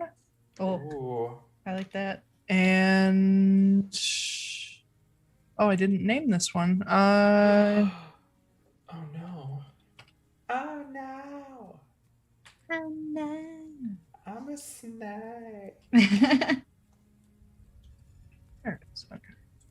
Number 5, Druidic Intuition. Ooh. That's not super watery. Well, druids have to do with all the elements. What? Hang on. This is exciting. And technically, Flameheart's things like Fear No Wraith and Know Thy Friend have nothing to do with fire. That's true. Yeah. Their abilities align with generally what you guys want to do, as well as their elements. So question about Slash and Burn. Yes. Does that mean if I am using Flameheart gun form, which already has an additional d6 of damage on it, I can expend the spell slots to add on to that? Yes. Okay. So if you were to spend everything, it basically counts as similar to Divine Smite. Yeah. Okay. I mean, I only have 3 spell slots. Yeah. Well, So. I built this before I knew you wanted to change all your levels to Fight Tower. If you ever did change all your levels to Fighter, I would rework this so that you would still get something. Okay. That works. Like maybe let you spend grit points instead. Well, I have even less of those. So, okay. Sweet. Okay. All right, I've got my character sheet updated. Yeah, me too. Oh, whoops. Let me correct something real quick. For me or for Ash? For slash and burn. Oh, okay. Oh, It should be 1d6 per spell level. So if you were to do 2 first levels and 1 second level, you'd get 4d6.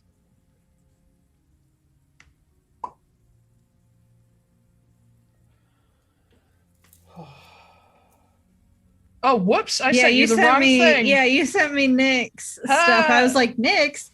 It's very similar. Oh. Okay.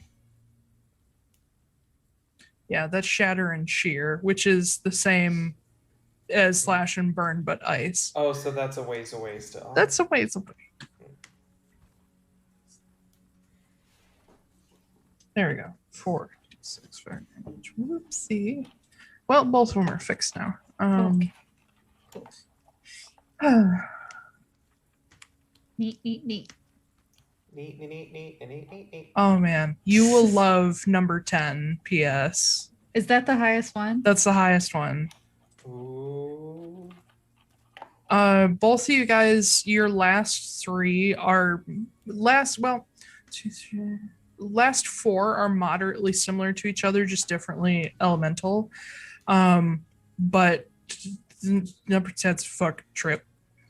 Oh boy. What if It's like- Silas's number 10 is like really awesome? Just has power word kill. Or, well, if he got power word kill, or if he got like a resurrection kind of thing. Oh yeah. You can do a resurrection without expending spell components once per That's month. insane. Yeah. But What if that's it a was- good idea. Well, what if it Yeah. was like once per month or once per year? Like you have something like you that, have yeah. one true resurrection at your disposal once per year. Yeah. That'd be cool. Master level. Taylor's like, write that down. That's a real good idea. Because it would have to be not very often. It couldn't be something you could use all the time. Yeah. Well, And if you don't spend your true resurrection, it's not like your Audible subscription. The credits do not roll over. Yeah. nope, first day of every year, he resurrects somebody deserving. Yeah. Yep. There we go. Oh my god, talk about starting a fucking cult. Like, the Obsidian Collective is just... Silas takes over and it becomes they resurrect one person every year who's like who's worthy, but then as time goes on, the worthy people get less and less worthy.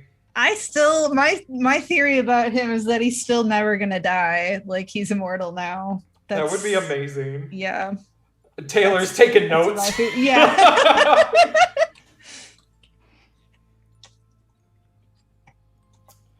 Yeah. Continue. Yeah. Cool. I think that's pretty much all I need to do. I just wanted to check. I also wanted to just like get a general vibe on how Sylphie's doing. Just making sure she's not gonna like throw herself over the side. She's angry. Okay. Normal. You catch her practicing a lot. Oh. Like as much as she can stand, essentially. That's weird. She hates exercise. Yeah, I know. She at the start of the journey, she had a little chat with Mar, saying like, "Hey, do you know anybody who can like teach me?" And Mar set her up with a few people that she has just run through the fucking ringer. She's like, "Come on, let's practice. Let's do it. 3 hours. Let's do this now." Has she played her lute at all since she's been back? No. Since she's been back. Cool. You see her occasionally like tuning it, and like she'll play something small, but she won't play it for an extended period of time. She seems to get distracted.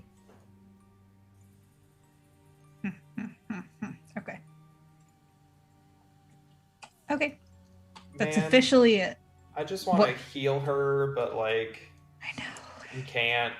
You I just know. Well, imagine me who used to be her, and now I'm just like, oh, baby, no, like we have to work on ourselves and everything like that. Can't. Watch your own character slowly spiral. Oh. Yeah. No. Yeah, that's what happens when I get player characters. She also became a paladin of You vengeance. I have forfeited her. a very weird feeling that she's slowly moving towards a chaotic evil. No. It's like that TikTok noise. It's like, open up this door in here. Oh, no, not that door. Is there a better door? Or no. Oh my gosh. We'll see what happens. All right. Well, we're on our way to Convenience Fjallheim. stores of Speedway. Yep. Ding, ding, ding. The convenience stores of Speedway. Oh my Whenever god. anyone says you're on your way, We're or on we're our on our way. way. Yeah. I used to work there. Way. Fucking hate that commercial. Ugh. Yeah. Anyway, yes. That's like the same time anyone ever says like summer of fun, all I can ever hear is the Michigan Adventure jingle.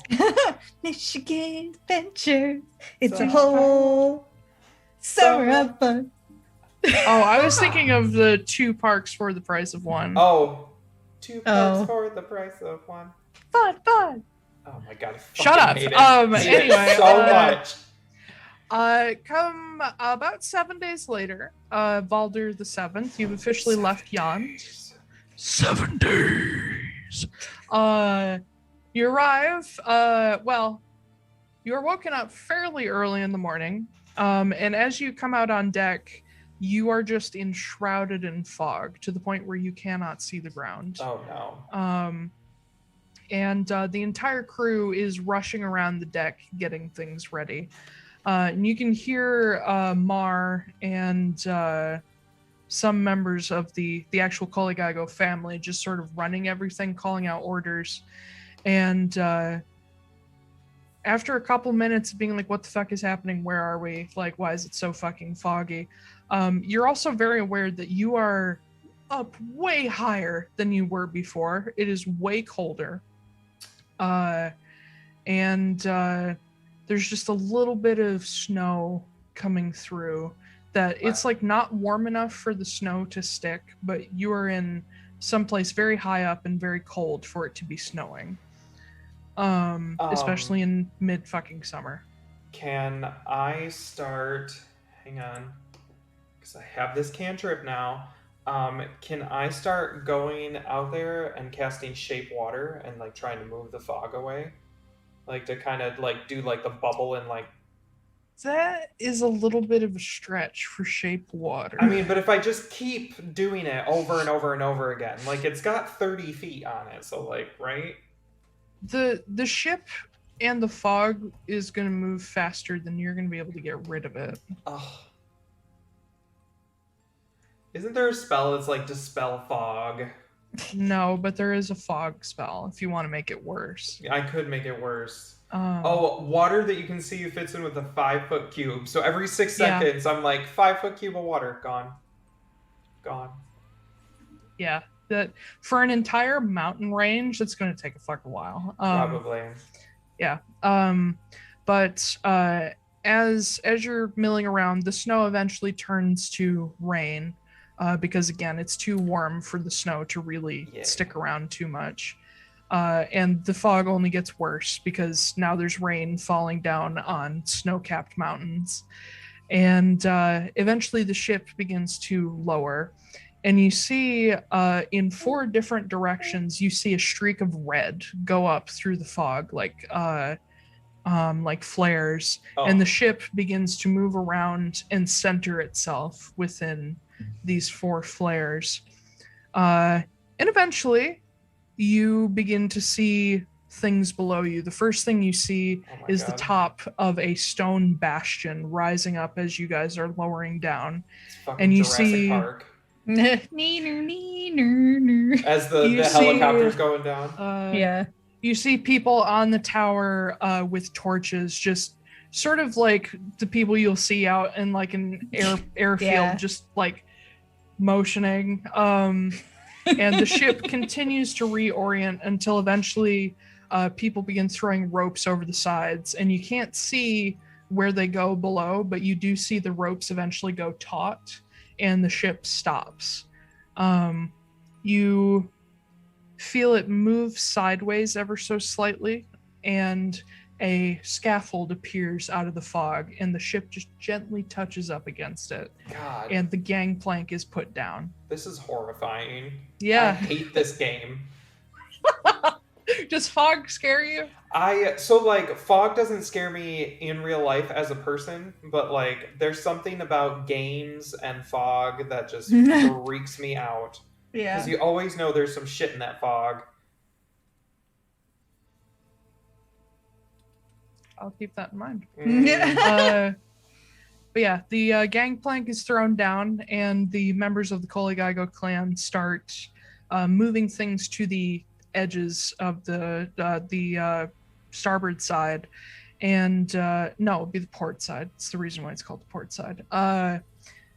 And eventually, out of the fog as well. I say eventually a lot. A platform rises up, pulled up by pulleys, and supplies start being loaded onto it to be taken down, whereas all the people go down by foot.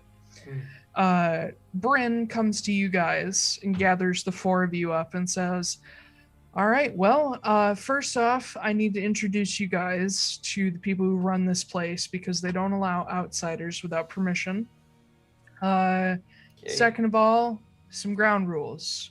Do not go to the realm gate itself without an escort. You will die. Do not go wandering into the mountains or the forest alone. You will die. Do not disobey the people who run this place. You will die. And 4, just try not to get in the way too much because you might die. Is there a reason why we might die? Like, who's doing the killing? Well, it depends on what you do. If you mess with the guild's operations and prove a threat, they'll kill you. If you mess with the realm gate, they'll assume you want it for your own means and they'll kill you. If you wander off into the wilds alone, something will kill you. We don't know exactly what because we never find the pieces. And it's just really easy to get trampled around here. Good to know. A lot of busy stuff happening. Oh, okay. And also big animals. Okay. Yeah. Good thing I've prepared to speak with animals. Oh God. You guys can disembark. I'll show you around, I guess. Okay. So you head off the gangplank and down the tower scaffold. And as you get closer to the I actual... can see you, Ash. I know. I have to break time saying I have to go to the bathroom. really bad. Sorry. I kept thinking like break, and now I've forgotten. Yeah. Let's go on break right now. We'll be back at 7:34. All right. See you guys in a minute. Okay. And welcome back, everybody. Whoa. Yellow. Whoa. Whoa. Yes. All right. That was excessive. R2D2. Like I said, excessive.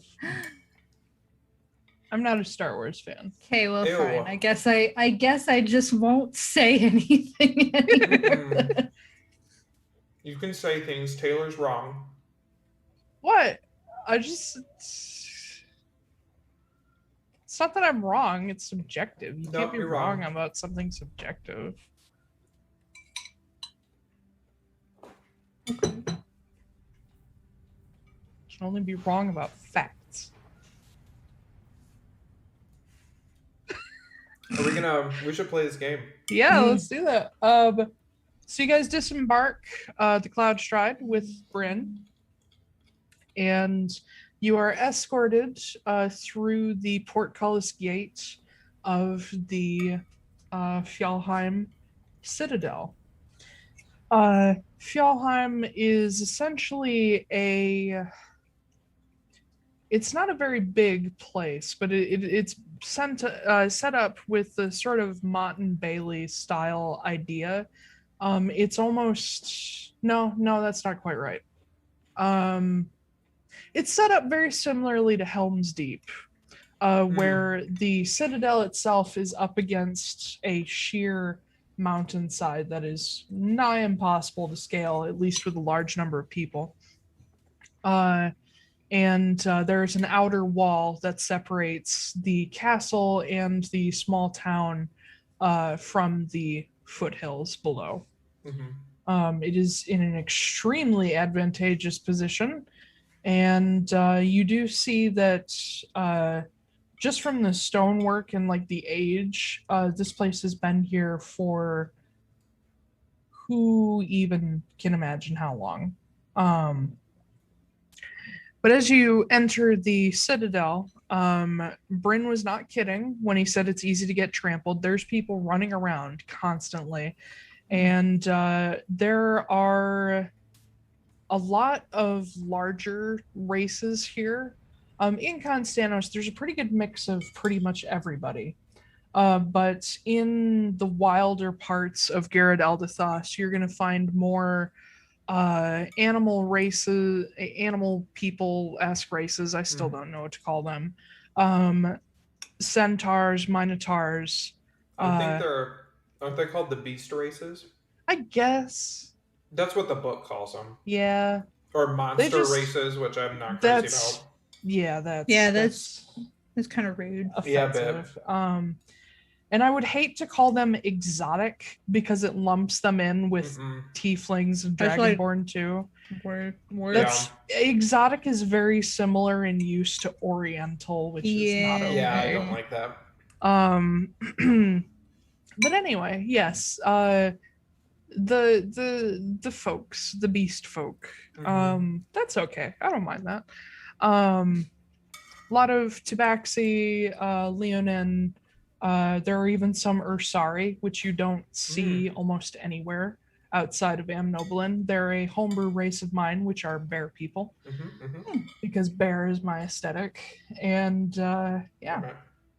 But the common denominator between them all is that they all have either a medallion or like a badge or something on them with 9 rings interlocked in a circle.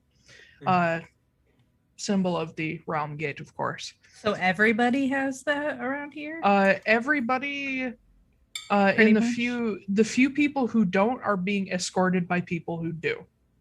Gotcha. But there are also a fair number of Dragonborn and Tieflings here as well, almost all of which have some thing about them that just tells you right off the bat that they were probably once slaves. Everything from previously blunted horns to scars to some freed Tieflings and Dragonborn keep either like a manacle or a collar. And they wear it to sort of symbolize where they came from.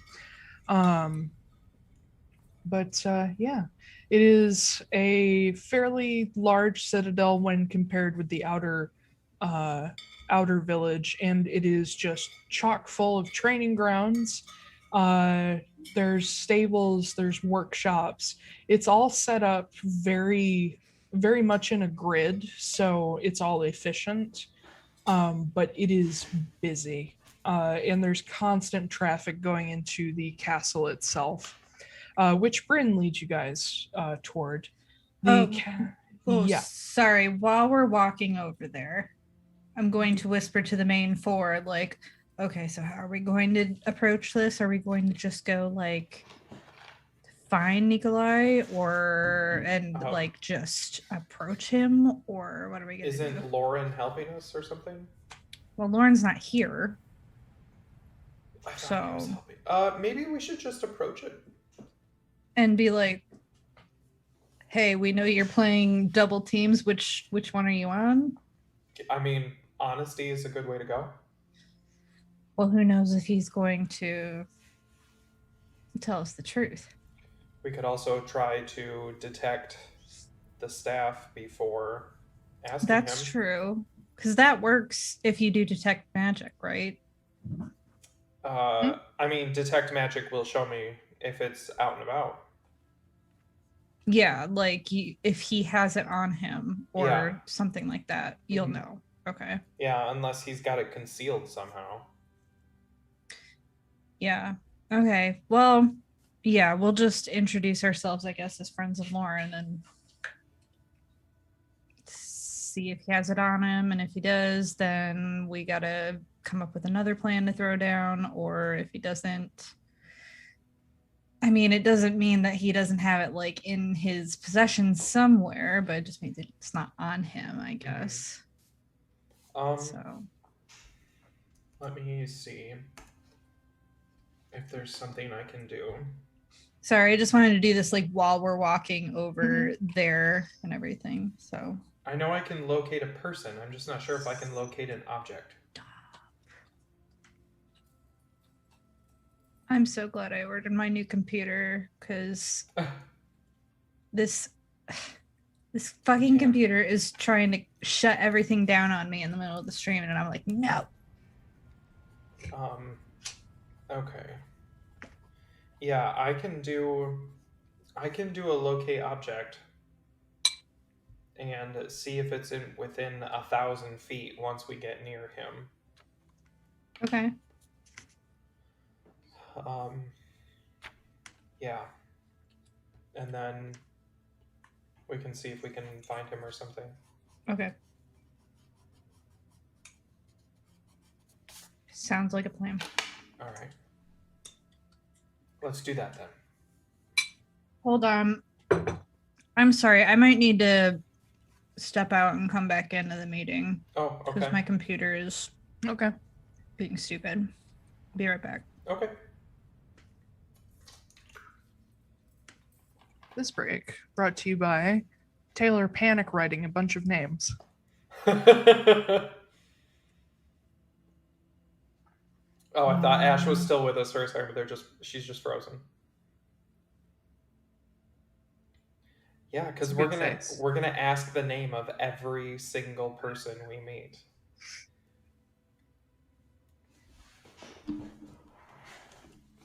This is Julia and this is Child. Let's see. Zack and Snyder. Absolutely not. Mm-hmm. Severus and Snape. You know, stuff like that. What? Those are great names. No.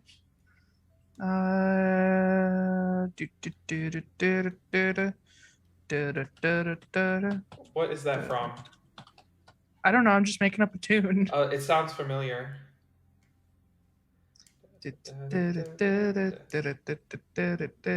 Nope, now it doesn't sound familiar.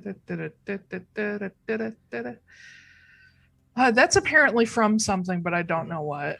While Ash is doing that, I'm gonna go grab my Nutella real quick because I need chocolate. So, all right. Entertain people, Taiylor. Okay. Okay. Hello, everybody. Welcome to this additional break for everyone else to do their shit. I'm currently panic writing a bunch of names for a bunch of NPCs these guys are about to run into because I'm an improv DM and I prepare for nothing. But hey, we are working on the start to a potential campaign too and may have an additional player joining us. Which should be fun because he's part of our writing group and I'm very excited about his new character. You can just leave. You can just leave. I'm talking. I'm hoping that the new campaign will potentially start in Frosthold. Maybe Garrett Eldathos, maybe Thurger. We don't know. Or if I wanted to be a real dick to the party, I could start them in Othedriel in Caladras. Which lore background, the Sun Elf kingdoms of Caladras are really shitty places if you're not in charge. Of course, he's going to leave again. So most of my world is matrilineal cultures and societies and whatnot, and the Sun Elves have one of the few patrilineal, which is not to say that patrilineal is bad, but we all know matriarchy is better. So anyway, the Sun Elf kingdoms are very like LOTR elf inspired feudalism societies where basically if you're not a noble, life kind of sucks. And also the sun elf royals suck. I try not to assign like an alignment or attitude to a race, but definitely the leaders of these sun elf kingdoms, they're fucking awful. All right. But yeah, so that's my current plan. Maybe Othedriel, maybe Thurgrir, maybe Frosthold. Ash, we cannot see you. Now we can see There you. we go. Here you is. I hope it works. Yeah, we can see you. You're okay. good. It was really slow loading up. Yes, it was. So That's okay. Taiylor apparently told all the viewers everything they're going to do in the next campaign, and I just went and got Nutella and made popcorn. yeah. So, yeah. Which, P.S., I'm going to have to run in about a minute. Oh, God, spit. I'm going to have to run in about a minute and a half and get my popcorn. Oh. So I'll just stall further. So our new player, who will potentially most likely be joining us, is going to be Zach, and he's part of our writing group. We can see and hear you, Ash. Okay. It like stalled really bad on me, so I just haven't had a problem yet. You're good. Yeah, you're good. And he's on Twitter, so I'll be connecting him with the ADV Co. Twitter soon. And I'm excited for him because his character's all ready, and he's I don't know if his character is gonna be like, I don't know exactly what kind of character he's gonna be, but I'm kind of almost hoping he's gonna be a himbo. Oh, I mean, it's Zach. That makes sense. He'll probably have some himbo moments. Oh God, no, probably. Scanlan! Oh God, my pictures are just floating. Oh no! It's because of those fucking ghosts. No, it's because the temperature keeps changing, and so the shit I used to stick them up there keeps coming. I tell you what, Barbara, those fucking ghosts around here, they're just knocking things all off the walls. Those ghosts are just out of control, aren't they? Jesus, you do that voice so fucking well. It's because it's all of my family members. Oh my God. My grandma and my aunt sound just like that. Barbara Jean, I'm just not sure how to deal with these hooligans nowadays. Marcia, I just don't know what we're gonna do about those fucking ghosts. I mean, by the way, y'all, this is not... Who are you gonna call? Fucking Marcia. Jesus Christ. Okay. This is not product placement. I'm not sponsored. None of that. But I found my new favorite snack. Oh God. They're green pea crisps. I've seen those. Yeah, those are great. Oh my God, crispy. they're so good. And they're addictive. They have so many like cool flavors too. Like my favorite is like Cool Ranch. I like ones. I like Parmesan garlic. Oh, you fancy. But no, seriously, I got them thinking that they were just going to taste like fucking chlorophyll. Yeah. It's but with a little bit of salt. But I ate one and I'm like, I don't want McDonald's anymore. Yeah. And it was wonderful. Wow. Because I don't like McDonald's, but it's addictive and it makes you crave it. I miss McDonald's. Oh, I don't want to eat it because I get sick every time. I can't eat a damn thing on their entire menu, but Jesus, a McChicken sounds so fucking good right now. Again, not sponsored. No. McDonald's is awful for you. Don't eat it. Speaking of not sponsored, I need to go get my popcorn. Go get your fucking popcorn. Okay. Also, I'm currently working on a world anvil for Atlaran.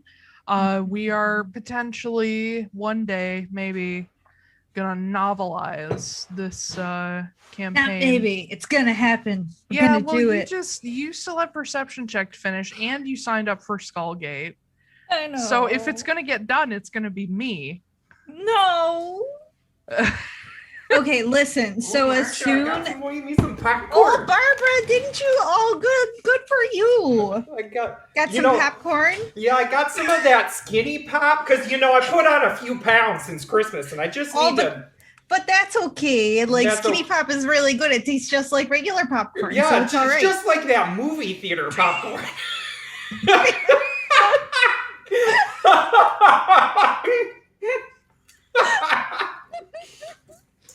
Our entire next campaign. This is all the next campaign is. Yep. Barbara and Marsha are our new characters. It's actually called Dungeons in Suburbs. Oh my god. PTA meetings. And, oh my god, can we please? We have to kill the Karen at the PTA meeting. Yeah. That bitch Karen has got to go down. God damn it, Karen. I'm just so tired of her saying we can't bring brownies to the bake sale anymore. Yeah. But no, going back to what you were saying, Taiylor, so... Because I joined the Satanic Temple? Yeah, probably. That's exactly what. Still on my wall. Yay. Yes. Going back to what you were saying, so as soon as I'm done with Skullgate stuff, which should be in like July, then I say we work on outlining. Are you and sure? Then you have all right. You're like me, which means you take on more projects than you can ever handle. So I fully assume you're going to have something else on your plate by then too. No.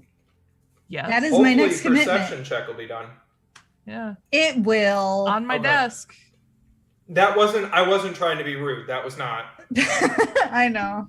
It will by then. I don't want to say I promise because. No, you need to promise. No, you don't have to. But no, my plan is that we start outlining it. We kind of get it all solidified and everything. And then I want to write a majority of it during NaNoWriMo this year.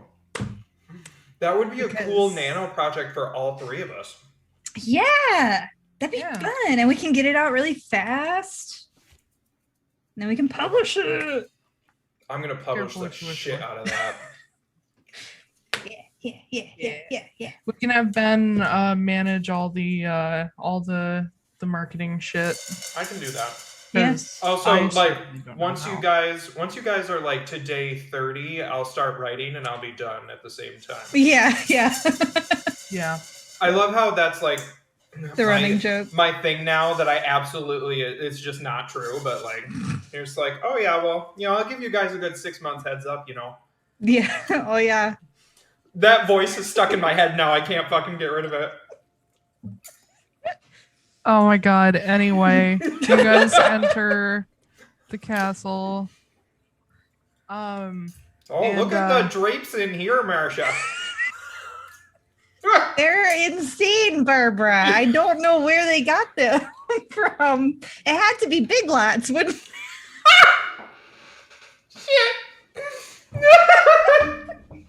Oh, I don't know. Maybe they got them from that there Crate and Barrel. Crate and Barrel's a little too expensive for my taste. I don't buy anything wholesale. Oh, God. I'm going to choke to death on this popcorn. I'm literally crying, but there's too much salt on my fingers to, wipe it away.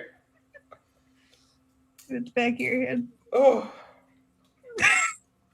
Oh, Barbara, that was just too much for me. Oh, yeah. Sorry, Barbara. I didn't mean to make your mascara run. The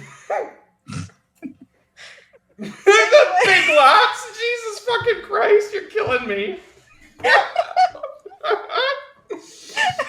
Welcome to Pack Tactics Part 2. Oh, no. No, we're not nearly at that. The Big Lots. The Big Lots. The Big Lots. Oh, that's where I got my Davenport. Yup. Gotta go sit down in the Davenport. Oh my God. And we gotta go watch the Detroit Tigers.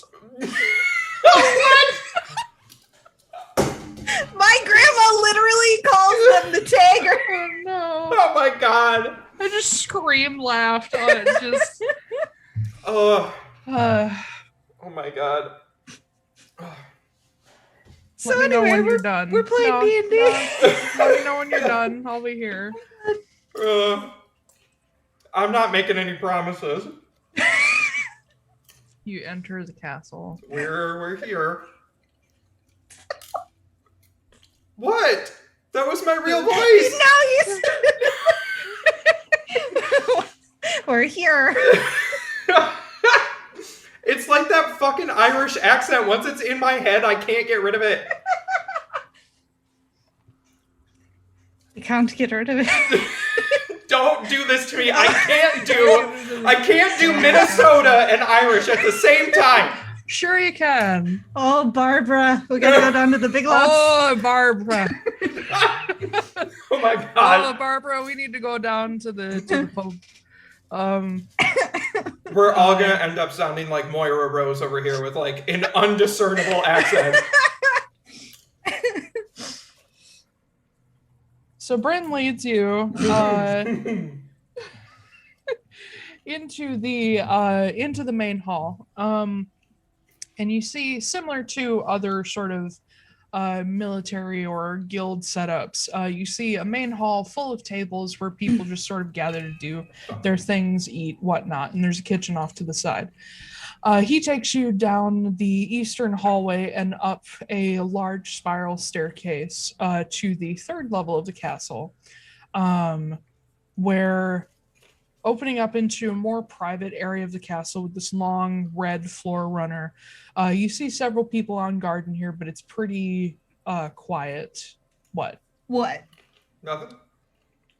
Did you think about getting that runner at Big Lots? Yeah, that's a nice carpet.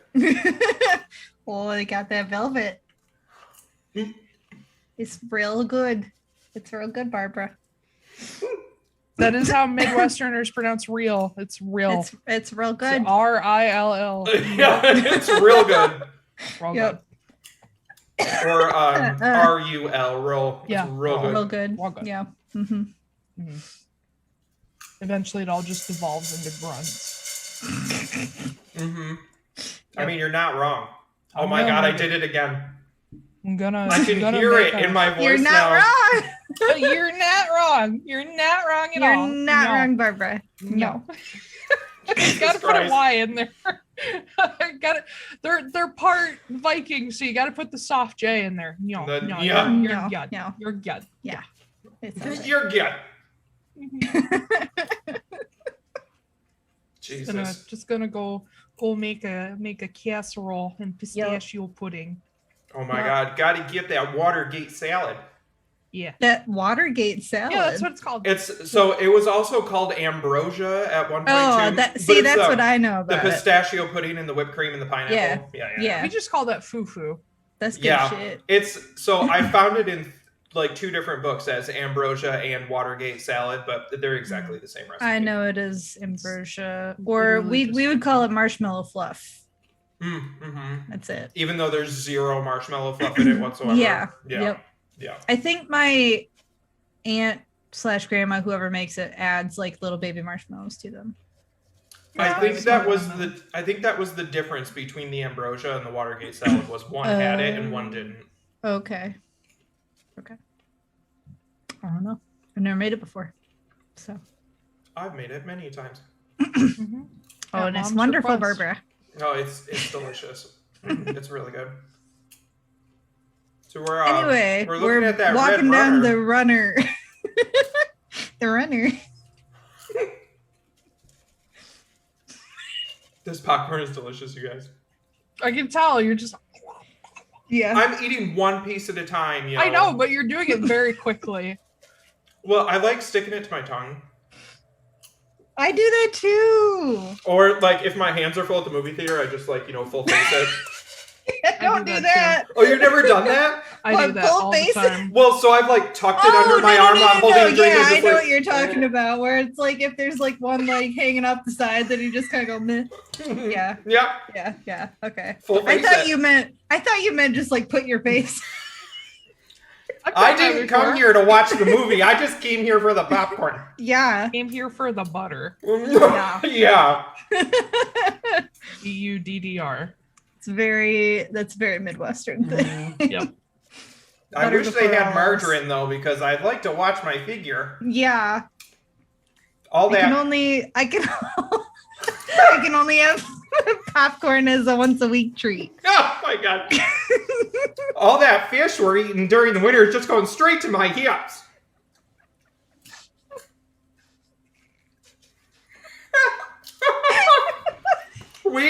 We have been playing for 40 minutes and we have done nothing. Oh no. Oh my god. We walked in a building. It took us a half hour to walk into a building. We're doing really well, you guys. Oh my god. Taylor's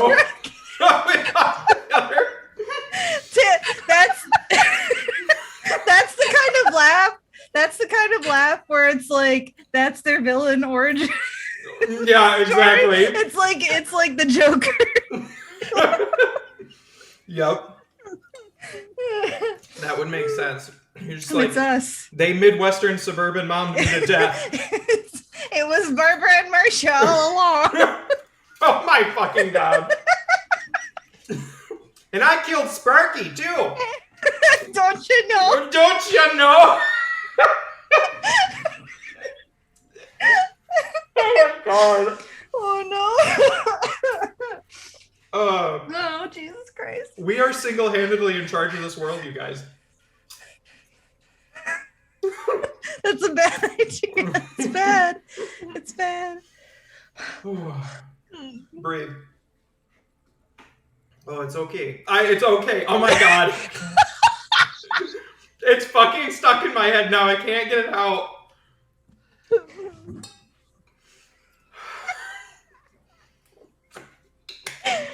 Oh my God damn it. Taylor, you look miserable. Oh.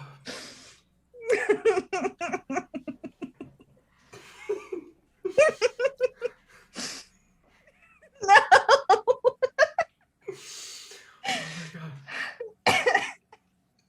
Oh my god. Those are gonna slip in for the rest of the night. I'm so sorry. I'm so sorry. Yeah. I'm so sorry. I can't. Oh my god. Okay.